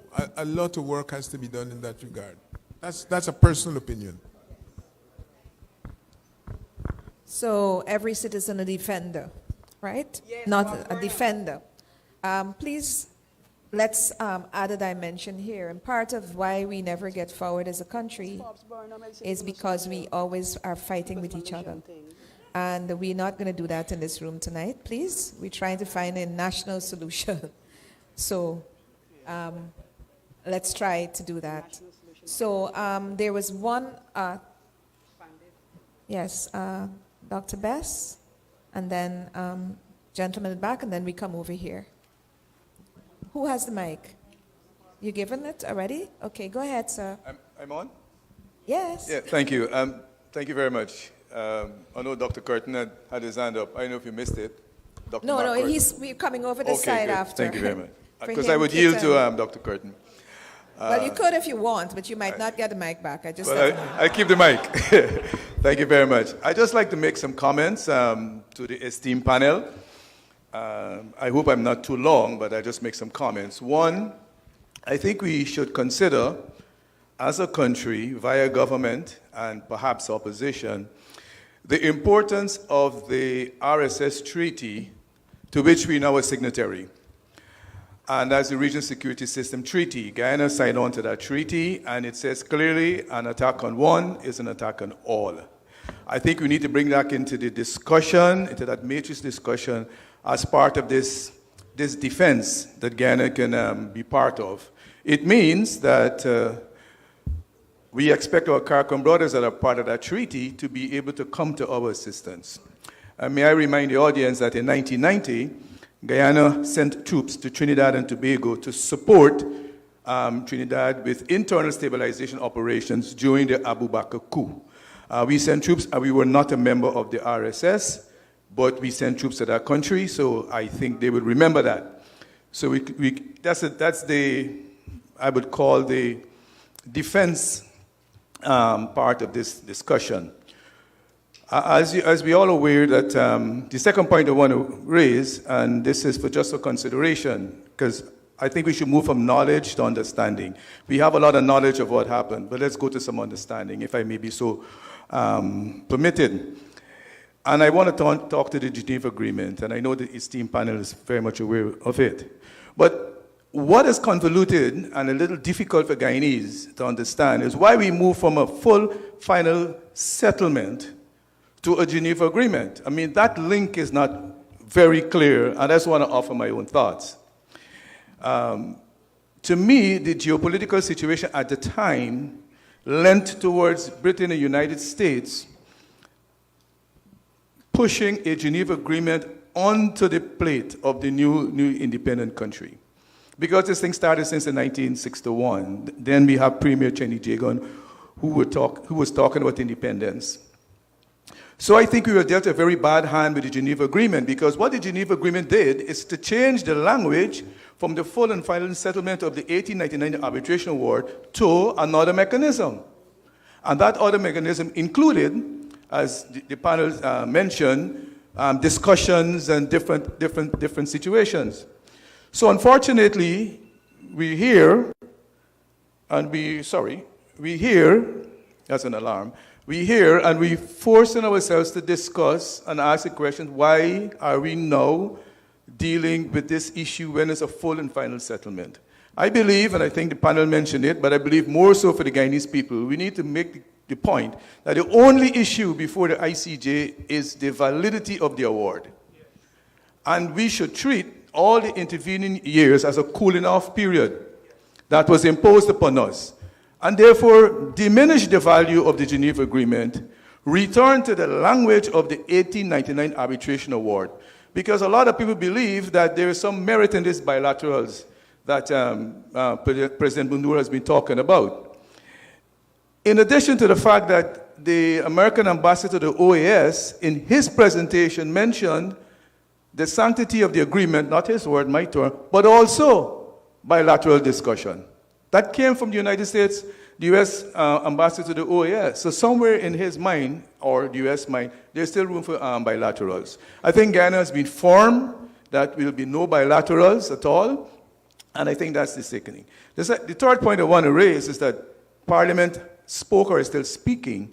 I was happy to hear mention of Article 2 of our Constitution, which provides, and it doesn't delineate, but it speaks to the border.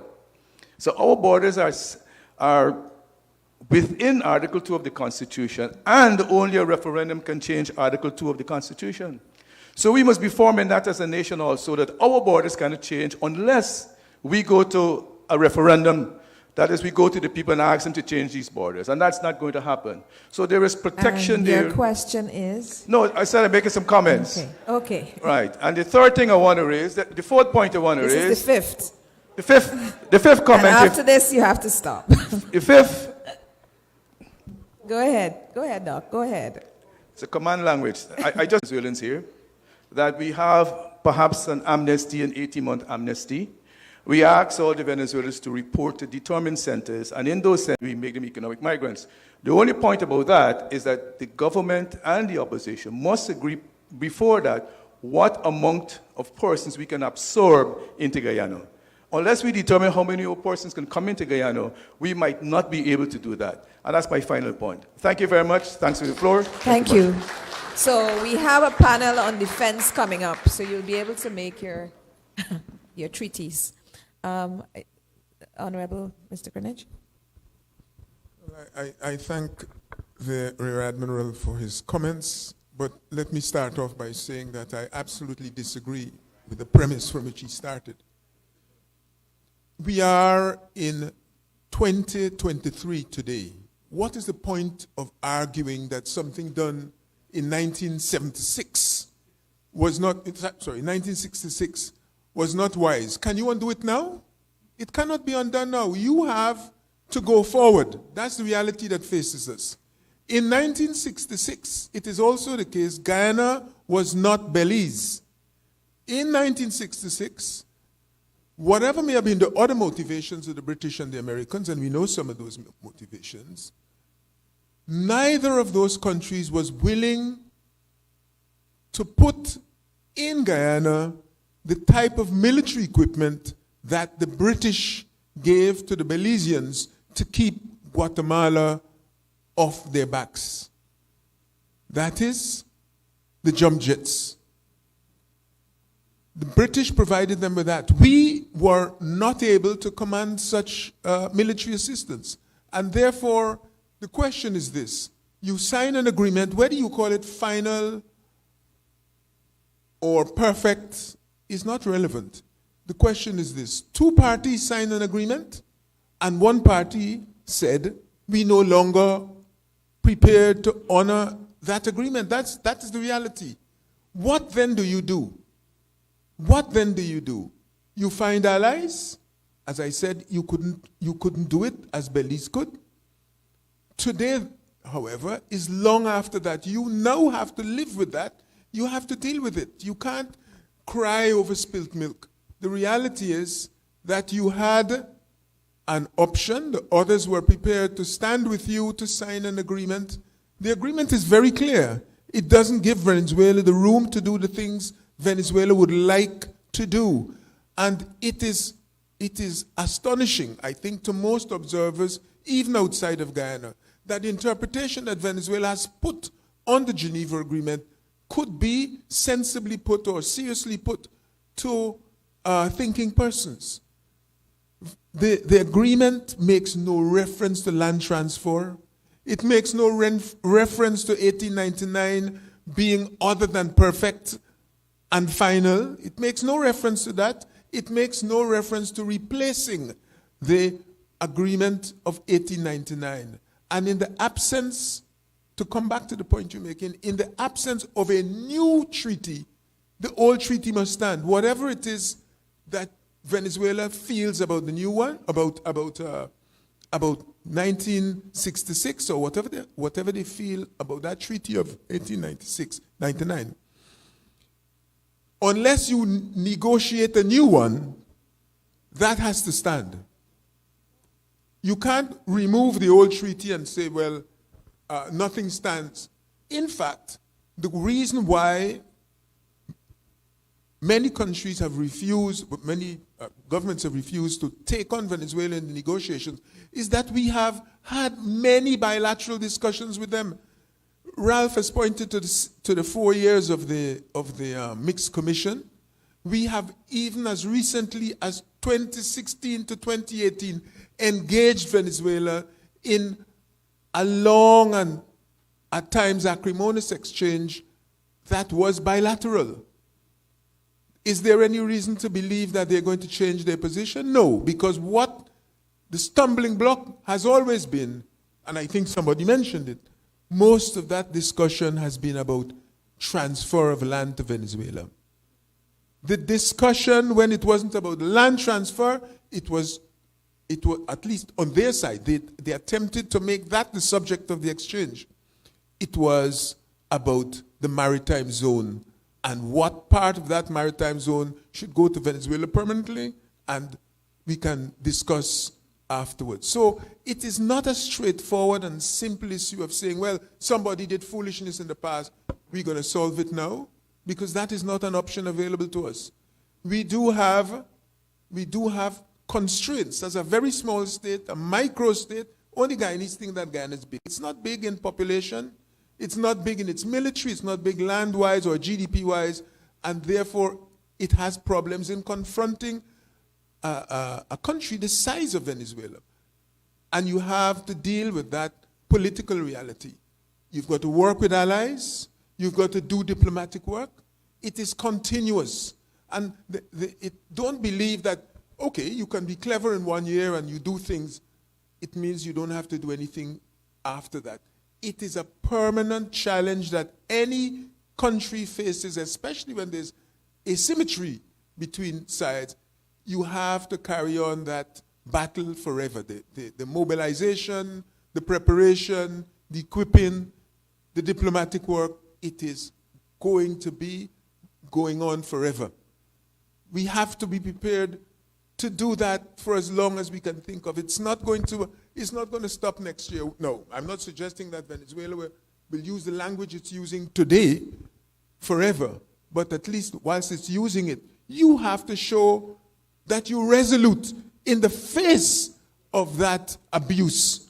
You can't now be going back saying, well, another government made a mistake, or we shouldn't have done that last week. You have to deal with today. And the reality of today is that Venezuela is in a position where it has its own problems and is seeking, by putting you up now in the limelight, to try and distract the Venezuelan public from the challenges that President Maduro and his party faces. That is the reality. And so in my view, don't believe that you are going to be able to solve the problem either by going to a dialogue. Who ever heard, in any case, two presidents sitting down to negotiate as complicated an arrangement as we would need, which has been in the making for 120-something years? We had the problem solved, the problem was solved, and Venezuela recognized and refused to change borders for 61 years, never was willing to change anything. Even when it was inconvenient, the border crossed through villages on the side of a mountain. They didn't want to know anything. And now suddenly they want to talk. And we know, as I say, we spoke with Venezuela as recently as 2016 to 2018 on this issue. And it was only about what piece of land or territory they're going to have. That's the reality. So I don't have an answer to that. The truth is that you got to recognize that some problems are there to stay. They're not going to disappear. You may attenuate them by a variety of devices that are available, but they're not going to be wiped out like that. All right, thank you. I just want to tell those people who have their phones on, remember, please put them on vibrate. And I want to know if, Dr. Best spoke about one aspect which was responded to, but this question of the migration policy, any of the ladies down the end there, Corinne or anybody else wants to comment on his suggestion as to how to deal with migrants at this moment in terms of trying to get them documented? Do you want to, or you don't want to comment?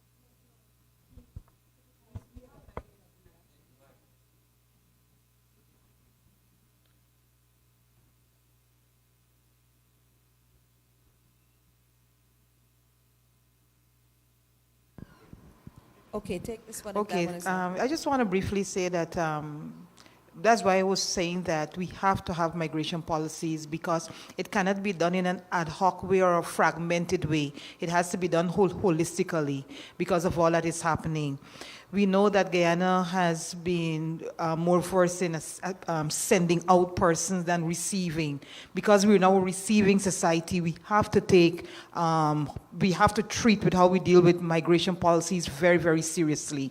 And so that's one of the things that I commented. Of course, time was against me, so I couldn't get in depth into some of the things I wanted to say. So even as Dr. Bess. Dr. Bess was suggesting, but my suggestion is that we have to deal with migration policies and how we are able to harness, because we don't know the amount of foreigners we have, for Venezuelans, the ones who come through our porous borders, they have to be recorded properly like you suggested, and we have to find a way exactly, because right now I'm doing a research, incidentally, on the Venezuelan, but I'm looking at women, and most of them are undocumented. And what they were telling me is that they're getting help from UNICEF and other international organizations, and they're not refugees, they're economic migrants. And so most of them are economic migrants. Very few of them are refugees. Most of them are economic migrants. And so how do we deal with that? And so, yes, we need to have very stringent migration policies put in place so that we can make sense of what is happening. Yeah, thanks. But Dr. Bess was talking about a short-term mechanism for dealing with a problem now. So anyway, the number of hands are up. We are going to have to close down in a little bit. After the second, this round, one more person from over here, and then we have 3 people. I did promise this lady over here, not yet, after the gentleman in the back. Try to be fair, yes, and then come back to you. And then we have 3 people over here. We have some people online. 2 people online, and then we take the last round for 1, 2, 3. Okay, go ahead. Good afternoon, panel. I want to deal with the reality of the day and what drove me here. Prepare rather than fear. And I can recall when I was about 15 years, I walked out to school and I joined an organization which prepared me. And I'm not afraid today. I'm sitting down here hearing with not a blade of grass, not one caress. I would just leave out the cook. And I'm looking at the vice chancellor, and she's saying she would take up her slingshot. And a colleague who is trained just like me is saying we need to think about asymmetric warfare. And I want to ask Mr. Ramkaran, is there a possibility of thinking about lots of slingshots for Guyanese, so that we don't fear, we are prepared? I said if, just conditional, if I have to take my slingshot up. But anyway, Mr. Ramkaran, the question is for you. I'm sure I'm the oldest person sitting here, and the question about fighting is directed to me.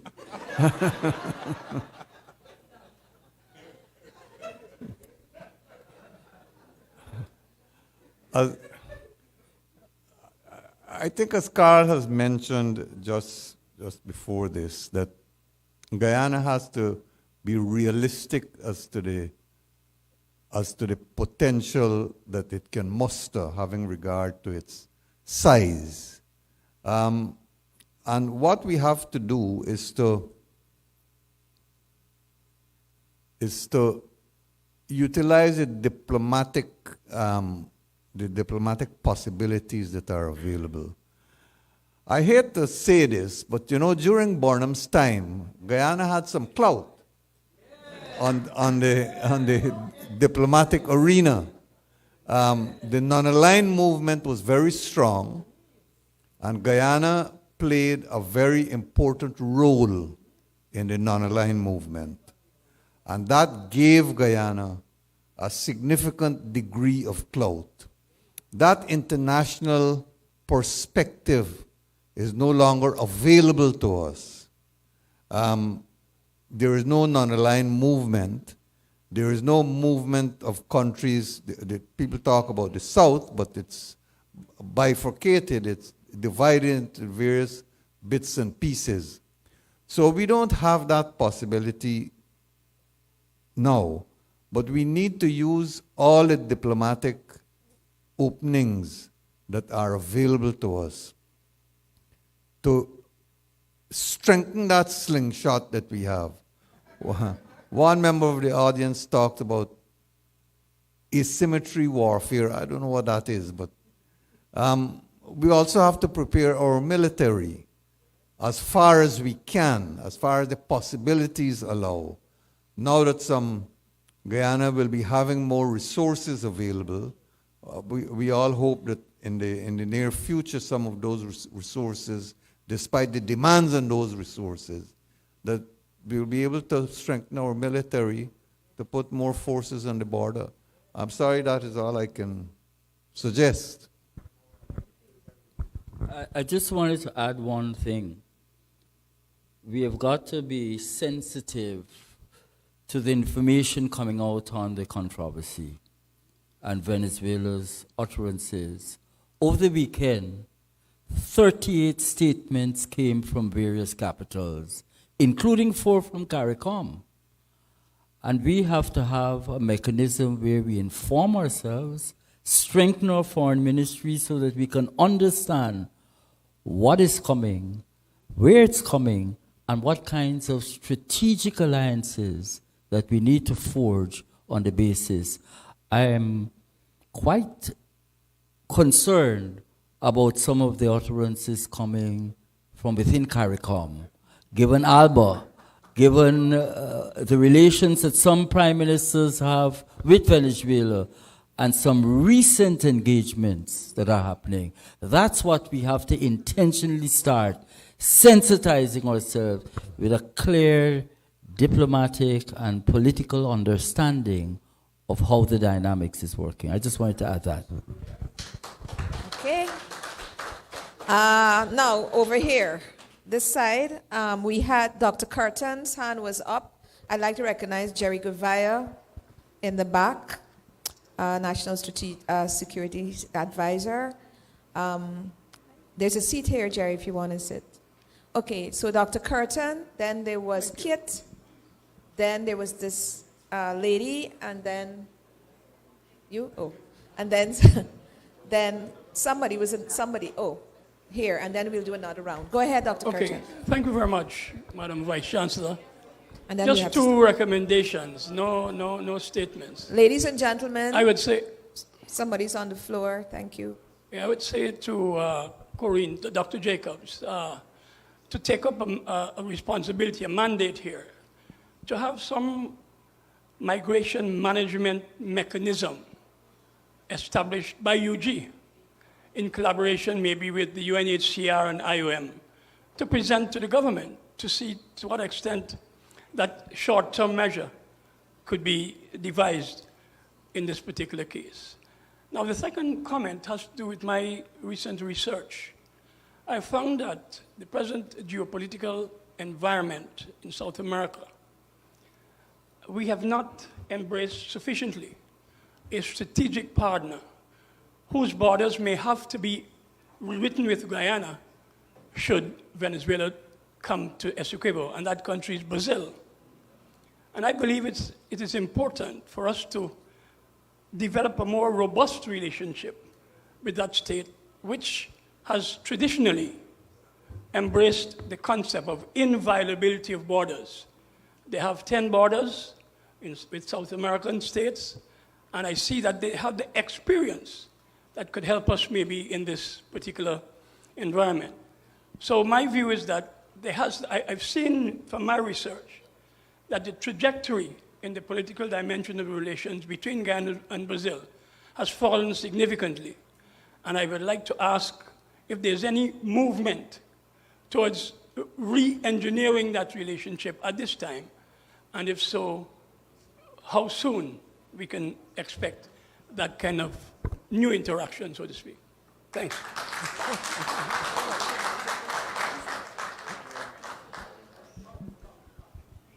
Well, Madam Chair, since you've asked me to respond, the others may have a view, but the advisory committee in its own work has been emphasizing. This is the advisory committee established to assist the minister and assist the cabinet colleagues on avenues available to us to ensure that the diplomatic initiative is effective and it's strengthened.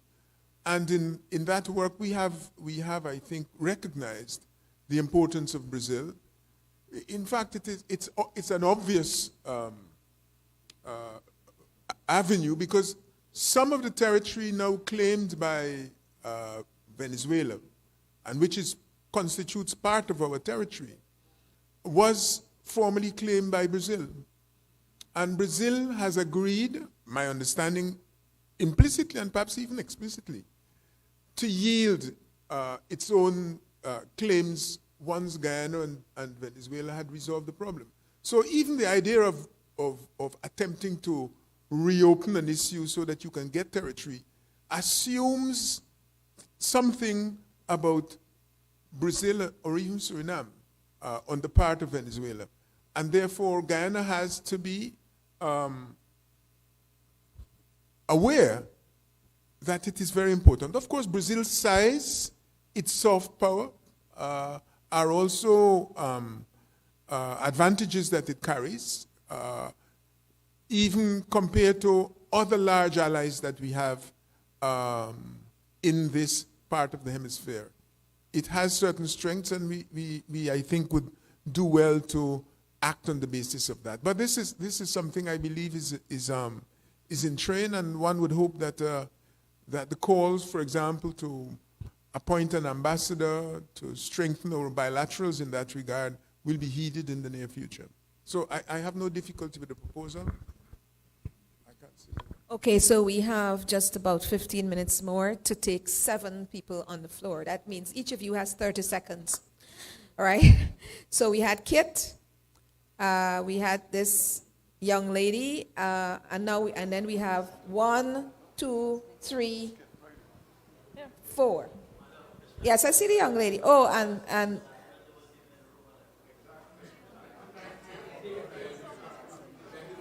y'all, I haven't skipped her. You didn't see me point at her just now.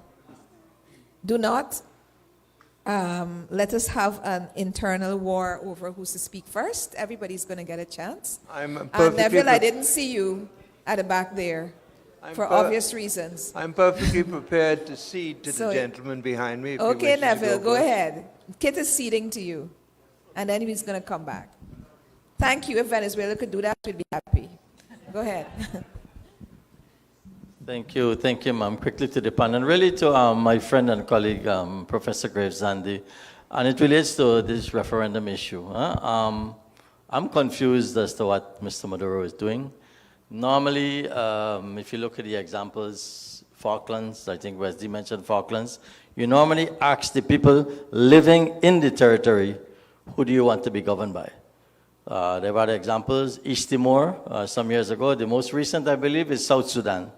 They asked the South Sudanese living in South Sudan, who do you want to be governed by? They said they were no longer wanted to be governed by Bashir. That's how South Sudan was created. This gentleman is asking Venezuelans in Venezuela if they want to take over the Essequibo. If you ask the people living right now in Essequibo, I'm sure they will tell him to go and jump. So what I want to ask Nigel is if in his historical memory or research, I can't find any example. I mean, I've called it publicly annexation by referendum. I can't find any example of a referendum being used as the basis for annexation. And let's be clear, I think Ralph mentioned it, you can tell your 8-year-old son not to worry. Okay, Venezuela is not Russia. The Essequibo is not Chechnya. Okay, Ukraine was once part of the United Socialist Soviet Republic. Essequibo was never part of Venezuela, so let's not run away with that analogy. The Taiwan-Chinese situation is fundamentally different from what we're seeing here. So, Nigel, help me. Is there any example of a referendum being used in this peculiar way, asking people who are not living in a country what it is they want to be governed by? Thanks. As a student of international relations, I have not found that. But you have to understand what is driving the president of the Bolivarian Republic. What are the internal dynamics? And sometimes we tend to analyze actions on the basis of logic and rationality. And if we do that, we come to a particular conclusion. Venezuela is pointing to a particular constituency that is domestic. Has it used the right modality or mechanism? I don't think so. But there is no historical precedent in which that was done that I have read or researched. Okay, thank you. But precedent is set by people who do not accept precedent. Kit. Thank you, Madam Chairman. First, let me begin by apologizing very sincerely for the time I arrived. No, that's fine. I had every intention of being here at the beginning. Circumstances arose that I could not have been here before. Let me say this, that currently, Carl knows, I head in the Ministry of Foreign Affairs a special committee that has been established to address the public relations matters that have to do with the Venezuelan claim. I am particularly pleased to say to you, on all of you in this room, that I have two documents in my hand, both produced already by that committee. You have them there, madam. Good. Well, I have envelopes full of them at the door. So I would ask everyone to pick up one of these, and more important, perhaps, pick up one of these. This is a bumper sticker. Every one of you have cars. Don't leave here without putting it on the bumper. That is patriotism. That is how you get the nation to know where we stand. We have others too, which instead of saying Essequibo belongs to Guyana, it says Essequibo is our own. There are plenty more of these at the Ministry of Foreign Affairs. You can call the Ministry of Foreign Affairs. They will arrange for it to be delivered at the gate. You can pick them up. Become part of the public relations effort, each one of you.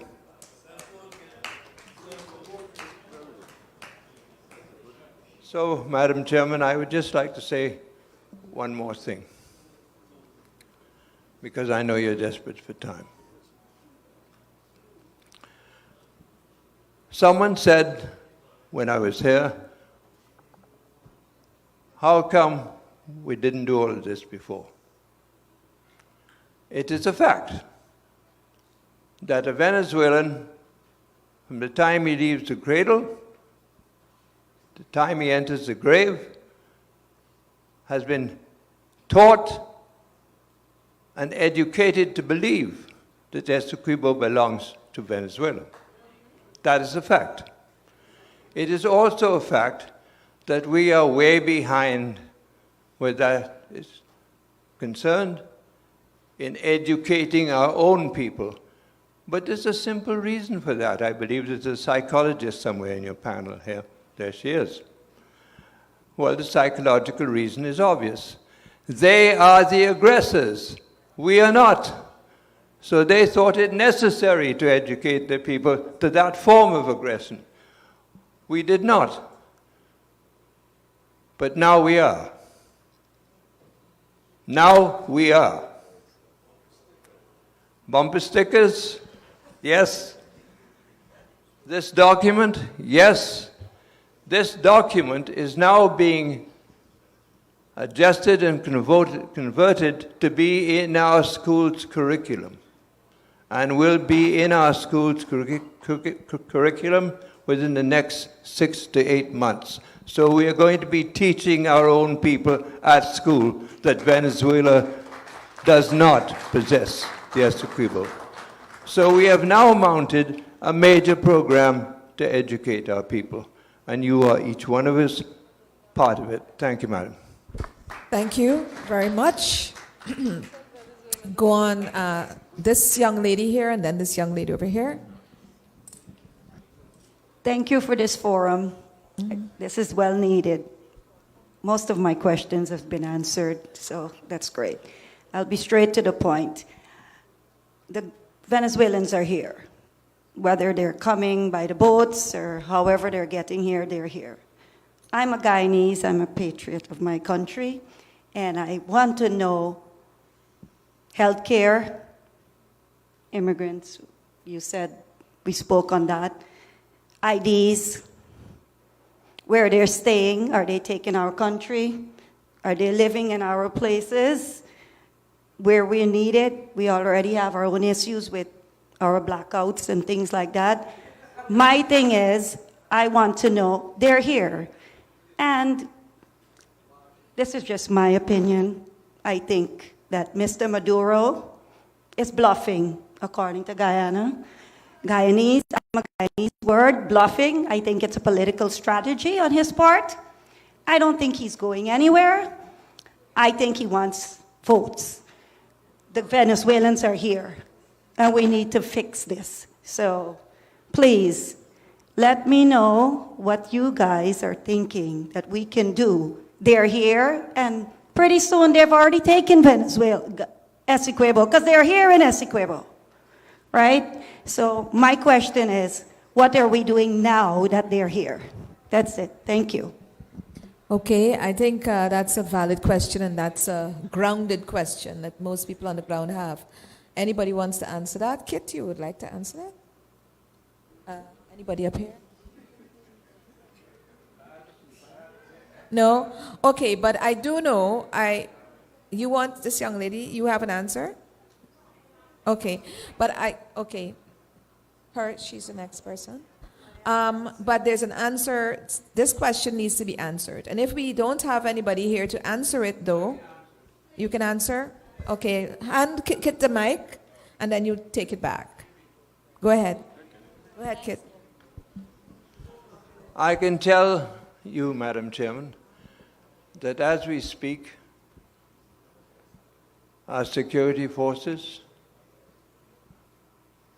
and our immigration are processing religiously every single Venezuelan that has arrived in this country. That is happening now. It has begun now.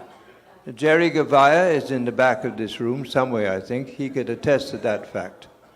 So it is important to know that that is actually taking place. And I thought I should say so. Yes, Kit, before you came, I did say that we have had conversations. The university is in very close conversation with security forces, and everything that's being done cannot be in the public domain. That's all I can say. Please give the young lady the mic. Go ahead, ma'am. Greetings, my Guyanese brothers and sisters. Thank you very much to the panel for all your hard work. I can imagine what your workload is at present. I have two questions. One I will address to Sister Corinne, who is the migration expert. It's a question that everybody has put a little bits and pieces in, but I want to be very direct because this is a direct impact on Guyanese lives. Would you say, based on your expertise, that our present government and previous government has been incompetent when it comes to the migration of the Venezuelans, refugee coming to Guyana? Would you say that they has done a competent job, or would you say that it has a lot of incompetency, a lot of loopholes? Because camps, there's no. Hello? Can you? There's no refugee camps. There's no date.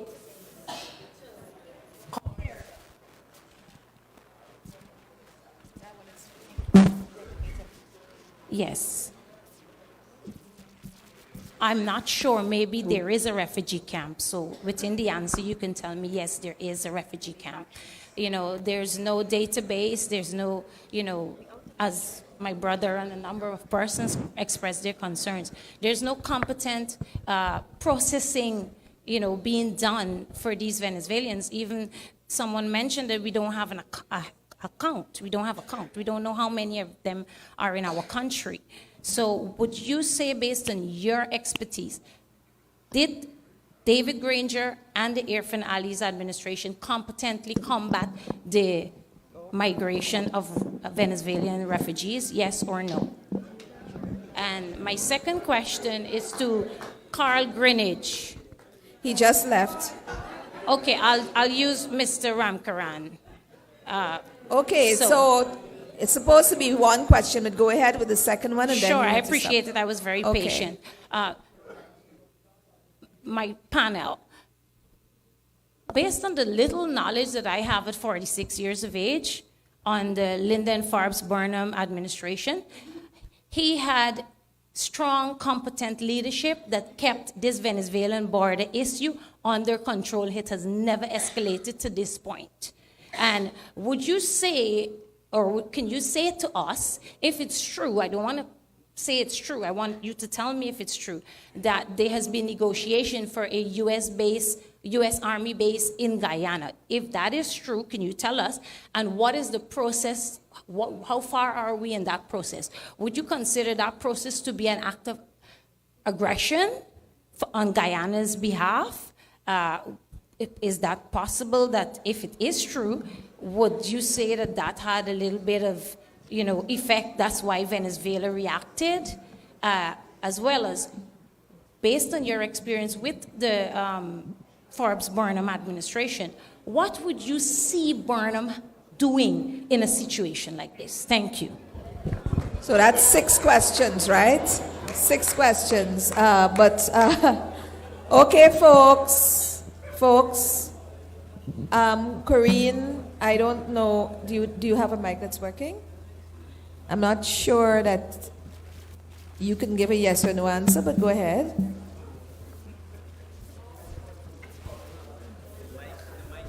Okay, pass her this mic.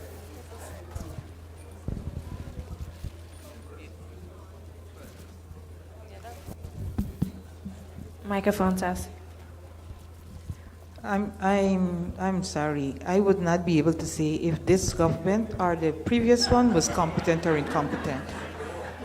And I was not living in Guyana when the previous government was here. And so I am not able to say if they're competent or incompetent. You know, I just remember, remember what Mr. Greenidge is saying. We have a situation here, and we need to deal with it, and we need to deal with it collaboratively. And time we have. So I'm not going to throw stones, sticks, or anything, or get into that. What I do know is that I said in my presentation that the influx was sudden and it was large, and so mechanisms have to be put in place. And the VC was reminding me that Dr. Best said that even if it's temporary measures, we need to put in place at this point to deal with what is happening. And that's all I'm going to say. Okay. Right. So now I'm seeing 2 hands. 1, 2, 3. 4 folks. I'm going to have to ask those people who are going to speak now, because this is descending into chaos, which will not happen under my watch. Just letting you all know. We're here to focus on a couple of things, and we need to focus on those things. We're over time. That's why Carl had to leave, because we said we were going to end at 7. But I'm trying to give everybody an opportunity to ventilate and to make their points. So let's be respectful of that. There are 3 hands. 1, 2, 3, and I see Dennis Shibral was at the back there, the only person who was from the media. Well, I see Michelle here, but I don't know if you're media or not, but maybe you are. but who's asking a question. And if we want to talk about PR, we need the media to cover this and get it out there as well. So where's Jai with the mics? There's one person, 1, 2, and the persons online had been asking. We're going to come back over here. The penultimate question will be yours, Ms. Cole. So 1, 2, then Dennis will be last. This lady in the black hair. Go ahead. Good evening, everyone. Good evening. First, I want to say quickly thank you to the panel for all of your hard work and to UG for this. I go back to the question that Doc's 8-year-old son asked, because the title says prepare rather than fear. I'm in the room and, still trying to decide what my level is before I came in, because I came in with a certain, having regard to my profession, with a certain amount of legal knowledge around this issue, and I'm happy to say that we're competent in that regard, I believe. My question is, how do we now, particularly for the two ladies at the end, given the expertise that is on the panel, at the migration, sitting in this room and outside of the room, keep our people grounded and calm? Because one of the things, it may sound like philosophy, but it comes home to the question to the 8-year-old asked, and a bigger question I've been asking about, how do we talk peace under the threat of war, right? And so I just want to know the strategies and how we can be involved, because I think it comes back to us being a part of the solution, especially in a world currently that is at war. That's a 3-letter word that we're probably afraid to say, and the fact that many people are already feeling the pressure of the images that they're seeing in the media in other places. What do you want us to do? What are you doing that we can be involved in, like I said, to keep our people grounded, to keep our people calm and educated on the issue as well, and also to be an instrument of peace? Before I sit down, I just want to say, I know we are of different faiths, and we all will offer our different invocations, but November 14th is the emergency hearing, and perhaps if it's the only thing that you can do is speak to the divine in the way that you know how, words asking for peace, because perhaps in this room at this moment, that is the only thing that each of us individually can do. Because the reality is, to quote the lyricist Damian Marley, Jah don't run no border nor no fence. So, but we still have to be prepared, like I said. So I'm asking, what are you doing and what it is that we can do to be a part of that? Thank you so much for your question. So even when Mr. Nascimento had mentioned, his thoughts about the things that we're doing in education, it came back to me that education is really important, and you mentioned it in your comments as well. So one of the reasons that we don't specifically have to say to children Essequibo is ours is because we know Essequibo is ours. We teach them, okay, these are the regions of Guyana, and we teach them all of that included, and we don't have to forcefully give them any information about any dispute between that. And in that way, it is just presented as, this is Guyana. So we are not the aggressors. We've always been peaceful people. And I've said it in my statement. We have shown our humanity in many ways, in our generosity, in the way that we deal with people who are visiting our country. And when I spoke to my son, it was a really difficult conversation for me to navigate, because he came and he said to me that he's afraid. And I could not, with any degree of certainty, say to him, this is not going to happen. Just like our Vice Chancellor has stated, there have been feelings in me to say, you know what, if I have to do what I have to do to defend my space, to defend our people, I will do what I have to do. I will jump on board. I'm able-bodied and I'm willing, and I know we have a lot of Guyanese people who feel that way. But what I want to say in terms of mentally preparing for something like this is that it is important for us to find internal peace as well. So we have to be very careful with the rhetoric, with the information that we are taking in. So if we have things like language that incites fear, that only contributes and it doesn't help with our state of mind.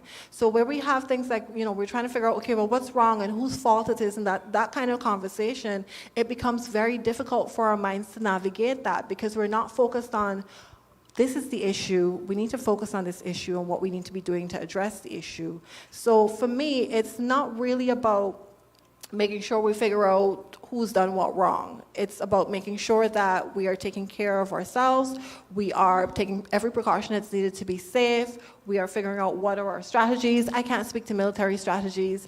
I can't speak to whether we should have refugee camps. I'm actually very concerned to make sure that we are absolutely documenting people who are migrating or people who are coming just to visit.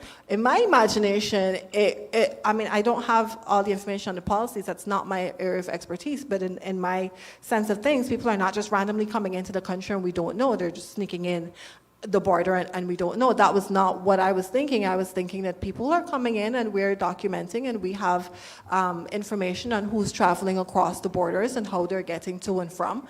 And maybe they're staying and they're overstaying and they're coming and saying they're visiting and living, and that happens in all over the world. That happens in many countries all over the world. Whether Ghana has the policies to deal with it is a whole different conversation. Whether we have clarity on how many persons we will be accepting and how many persons we're able to take as refugees, that's another conversation.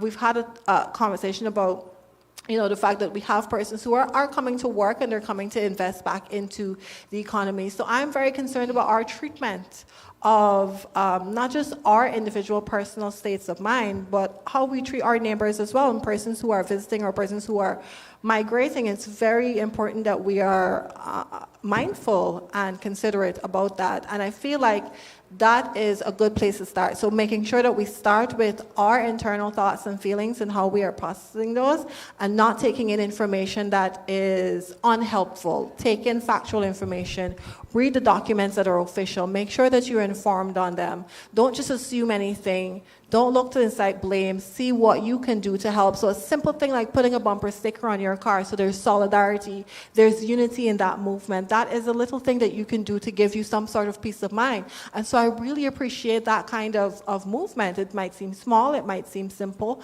but it's important because it brings us together as a people, and it brings us together in our mindset and in our sense of nationalism.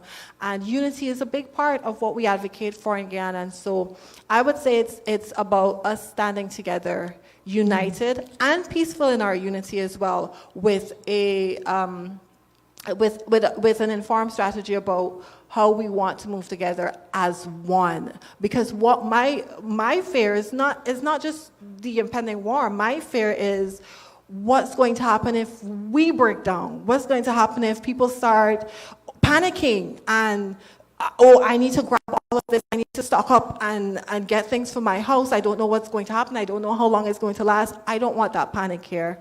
That can be very devastating for us internally before we even come to dealing with an external war. So it's really important that we first take care of what we're thinking and feeling and what we're taking in, because that affects what we're thinking and feeling. And then look to make sure that we are taking care of each other as well. There are things that we can do that are on a national level, and the people who are responsible for that, we have voted for them and we trust that they are doing their jobs. And that is what I'll say. Thank you. So I want to say something about the concrete things, because I am very... In 2017, I teach. I used to teach in the School for Public Health at the university. And in 2017, some of the doctors who were working on the borders came to me and said, Doc, my students and former students, we're seeing a number of people coming across every day, right, in these boats. And at the time, they were counting collectively about 600 a day. IOM, by the end of that year, we're projecting that Guyana would have 60,000 Venezuelans and Brazilian migrants in the country a year from 2017 to 2018. COVID came and disrupted that. It is not true that we did not have a plan. That's the first thing. There are people, doctors and others who were collecting data at the borders using drones and all kinds of information. Unfortunately, when you're dealing with national security issues, every single thing cannot be in the public domain. And that's one of the things that we have to fix, Kit, because there's also cannot be silence. People are definitely worried, and they have to be told enough about what is happening and what their response before they think that nothing is happening and they get more stressed. So this is the first thing we have to do. We have to trust and know how to communicate sensitive information to our people so they know that certain things are happening. The university knows that certain things are happening because the university has been asked and has been working on this for a long time. The second thing is, we were working with UNICEF and IOM on creating programs to receive children and women and to help migrants in this country. And there are associations in this country of migrants and others, churches and so on, that have been working on this question. What we need to strengthen is the official response to documentation. And in that regard, we have to ensure that immigration and others who have to document these things have enough resources to do that. Because if they don't, we could put any policy we want in place and the implementation is not going to be there. So we need to do that. The other thing that we need to be able to do is to understand that that our troops and our people in uniform in this country, just like everybody else, they're humans, and they hear us when we say they're not prepared. How do we know they're not prepared? We don't know they're not prepared. We perceive that they're not prepared. And if they're not prepared, then we have a big problem. We have to help them. So one of the things I'd like to see us stop doing is depreciating our own preparedness, not to be lulled into a state of, denial that we can't do anything and we won't do anything, because you always can do something. So that's the third thing. The other thing that I want to speak about is when we saw this happening, the university created a white paper on all of the threats that could possibly accompany, and it was outside of any conversation about impending war, in education, in security, for social services, and so on. That number, that pressure of people on our social systems. And you may not believe this. It comes back to something that Gary and were saying, and Ralph and Cara. We did not have a word for alien in our immigration law. You believe that in 2017, 28. We did not have a word because people were not used to, we were not used to bringing people in. So Rosemary Benjamin and others, under the Ministry of Citizenship at the time, I think it was Mr. Felix or somebody was doing that work, sat down and did that work to review the immigration laws of the country, to ensure that we had definitions and so on for various groups of people that we hadn't had before. So I want to say that we've not done a good job of communicating across governments what we've done. And that has to stop. Because if we don't communicate what we've done, we cannot be upset when people think that nothing is being done, because we're not telling them. But work has been done. Now, is it enough work? Has there been enough resources? That's something that I think we need to work on very, very distinctly. The young lady's questions about what is to be done practically, I do believe we heard some really practical points in this room tonight about a emergency documentation process. We heard Gary Best talk about a process that might not be the process. I'm not a migration specialist, but it is a process that can be considered. And I hope that those who are listening can consider, don't worry about that, it's not Venezuela, right? And I would not have had my slinging shot ready, right? No, but I seriously hope that those who can, the other thing is taking the temperature down, right? So if you are speaking to someone, positive language is always a very good thing. So yes, do we have to be vigilant? Yes. Can you use your cell phones for something else other than going on Facebook and minding other people's business if you do that? Nobody in this room, of course. Yes. If you see a group of people that look like if they need to be reported to the police, or you take your videos and you collect your data, you can have citizens who are doing surveillance work and not necessarily using that work in a negative way, but you are aware of what's happening around you. We're a resilient people, and I just want to say one more thing. The last time Venezuela tried this, we kicked their butt. So, we are not completely unprepared, right? And Coco, Joe Singh is right there. We fought, we didn't lose. Totally, that is, right? So our people are courageous. They may not be, we might not have a huge army, but there are things that are being done. And Kit, if you're head of that unit, then the communication is what's missing. We need to find a way to say what's being done and to answer the question that the young lady asked, what can the ordinary citizen do? What can the students do? What can the young people do? What can those of us who may not be able to run a mile do, right? Sorry for that long thing. But I didn't want to speak about the work the university has done in the past, but I think it was important to let you know that there's not that big a vacuum as you may think there is, right? Okay, next question, and no, this, 1, 2, and then Dennis, and then we're done. Go ahead, sir. Madam Vice Chancellor, members of the distinguished panel, first of all, let me commend the university for this initiative. Long overdue, I think, but nevertheless, still timely. I think the panel has done an excellent job, as Guyanese tend to be. When it comes down to academic stuff, we excel. And I think all of the presentations, in spite of the limitations posed in the presenters, were concise, and the ensuing conversations and discussions are also good.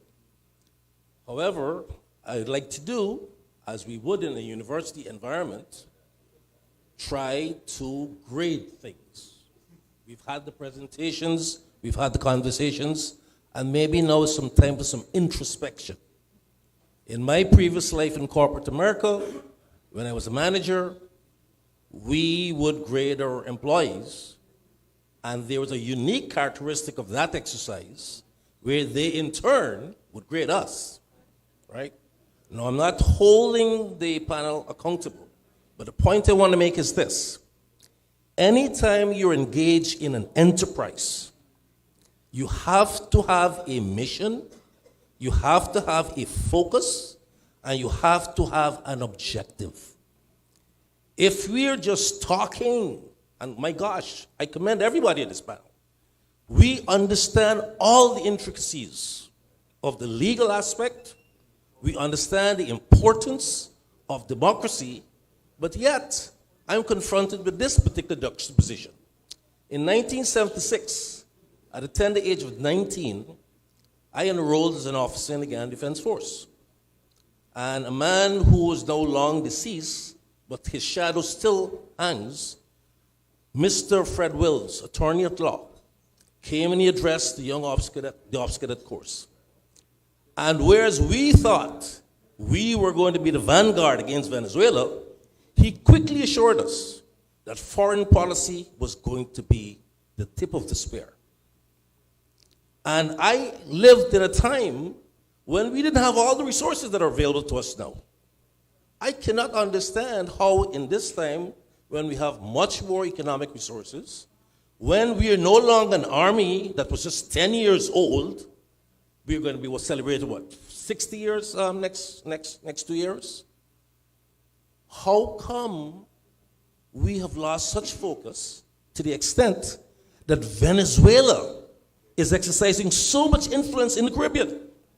In my days, Venezuela did not have a voice in the Caribbean. When we have prominent Caribbean leaders, some of them have maybe their own aspirations. Hence, even though they come here and eat a duck curry, they're still mouthing their own things. We're not seeing the kind of unity in the Caribbean that existed in a time when we had less resources. So I come back to the point I'm making. If you have an existential threat to your country, if you know that you're outnumbered, Venezuela's already exported a quarter of their population in terms of refugees. We don't even have 1% of the Venezuelan population. Yet, we have all this good talk, and there's a missing element. And I know I'm starting a bit serious, so let's get a little lighthearted now. Maybe we need a little bit of rum. And the rum that I'm talking about is readiness, unity, motivation. So, to frame my question to the panel, asking you guys, in the context of what I've talked about, how are we grading our performance? We've been at this since 1966. I felt safer in 1976 than I feel now. Not merely because of Maduro's moutings, but because at this point in time, in spite of Kit's bumper stickers, and picked, here's a bit of recommendation. You can use social media, and by the time this meeting would have finished, we'd have touched 50,000 people. So some of the archaic methods have got to be dispensed with as well.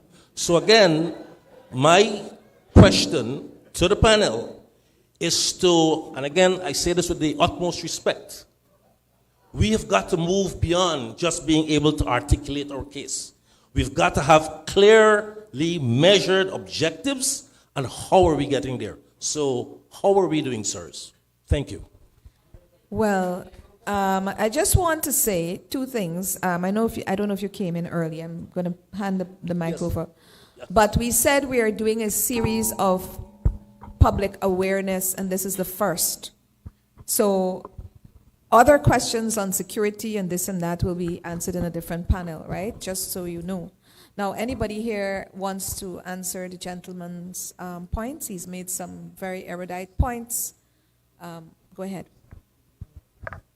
Well, I think, thank you for the question and the analysis and the arguments and the points which have been raised. But I don't know if we should give ourselves a pass grade, a fail grade, a credit grade, or distinction grade, or whatever. We leave that to the people of the country to decide. Guyana still exists. We still have Essequibo as part of the country of Guyana, so I think that we can say we have been successful so far. The question is, and the theory behind the question is, things are worse now than they were in 1976, and therefore we have been failing. Well, I don't agree with that. We have been facing the challenges as they have come to us. Guyana has faced all the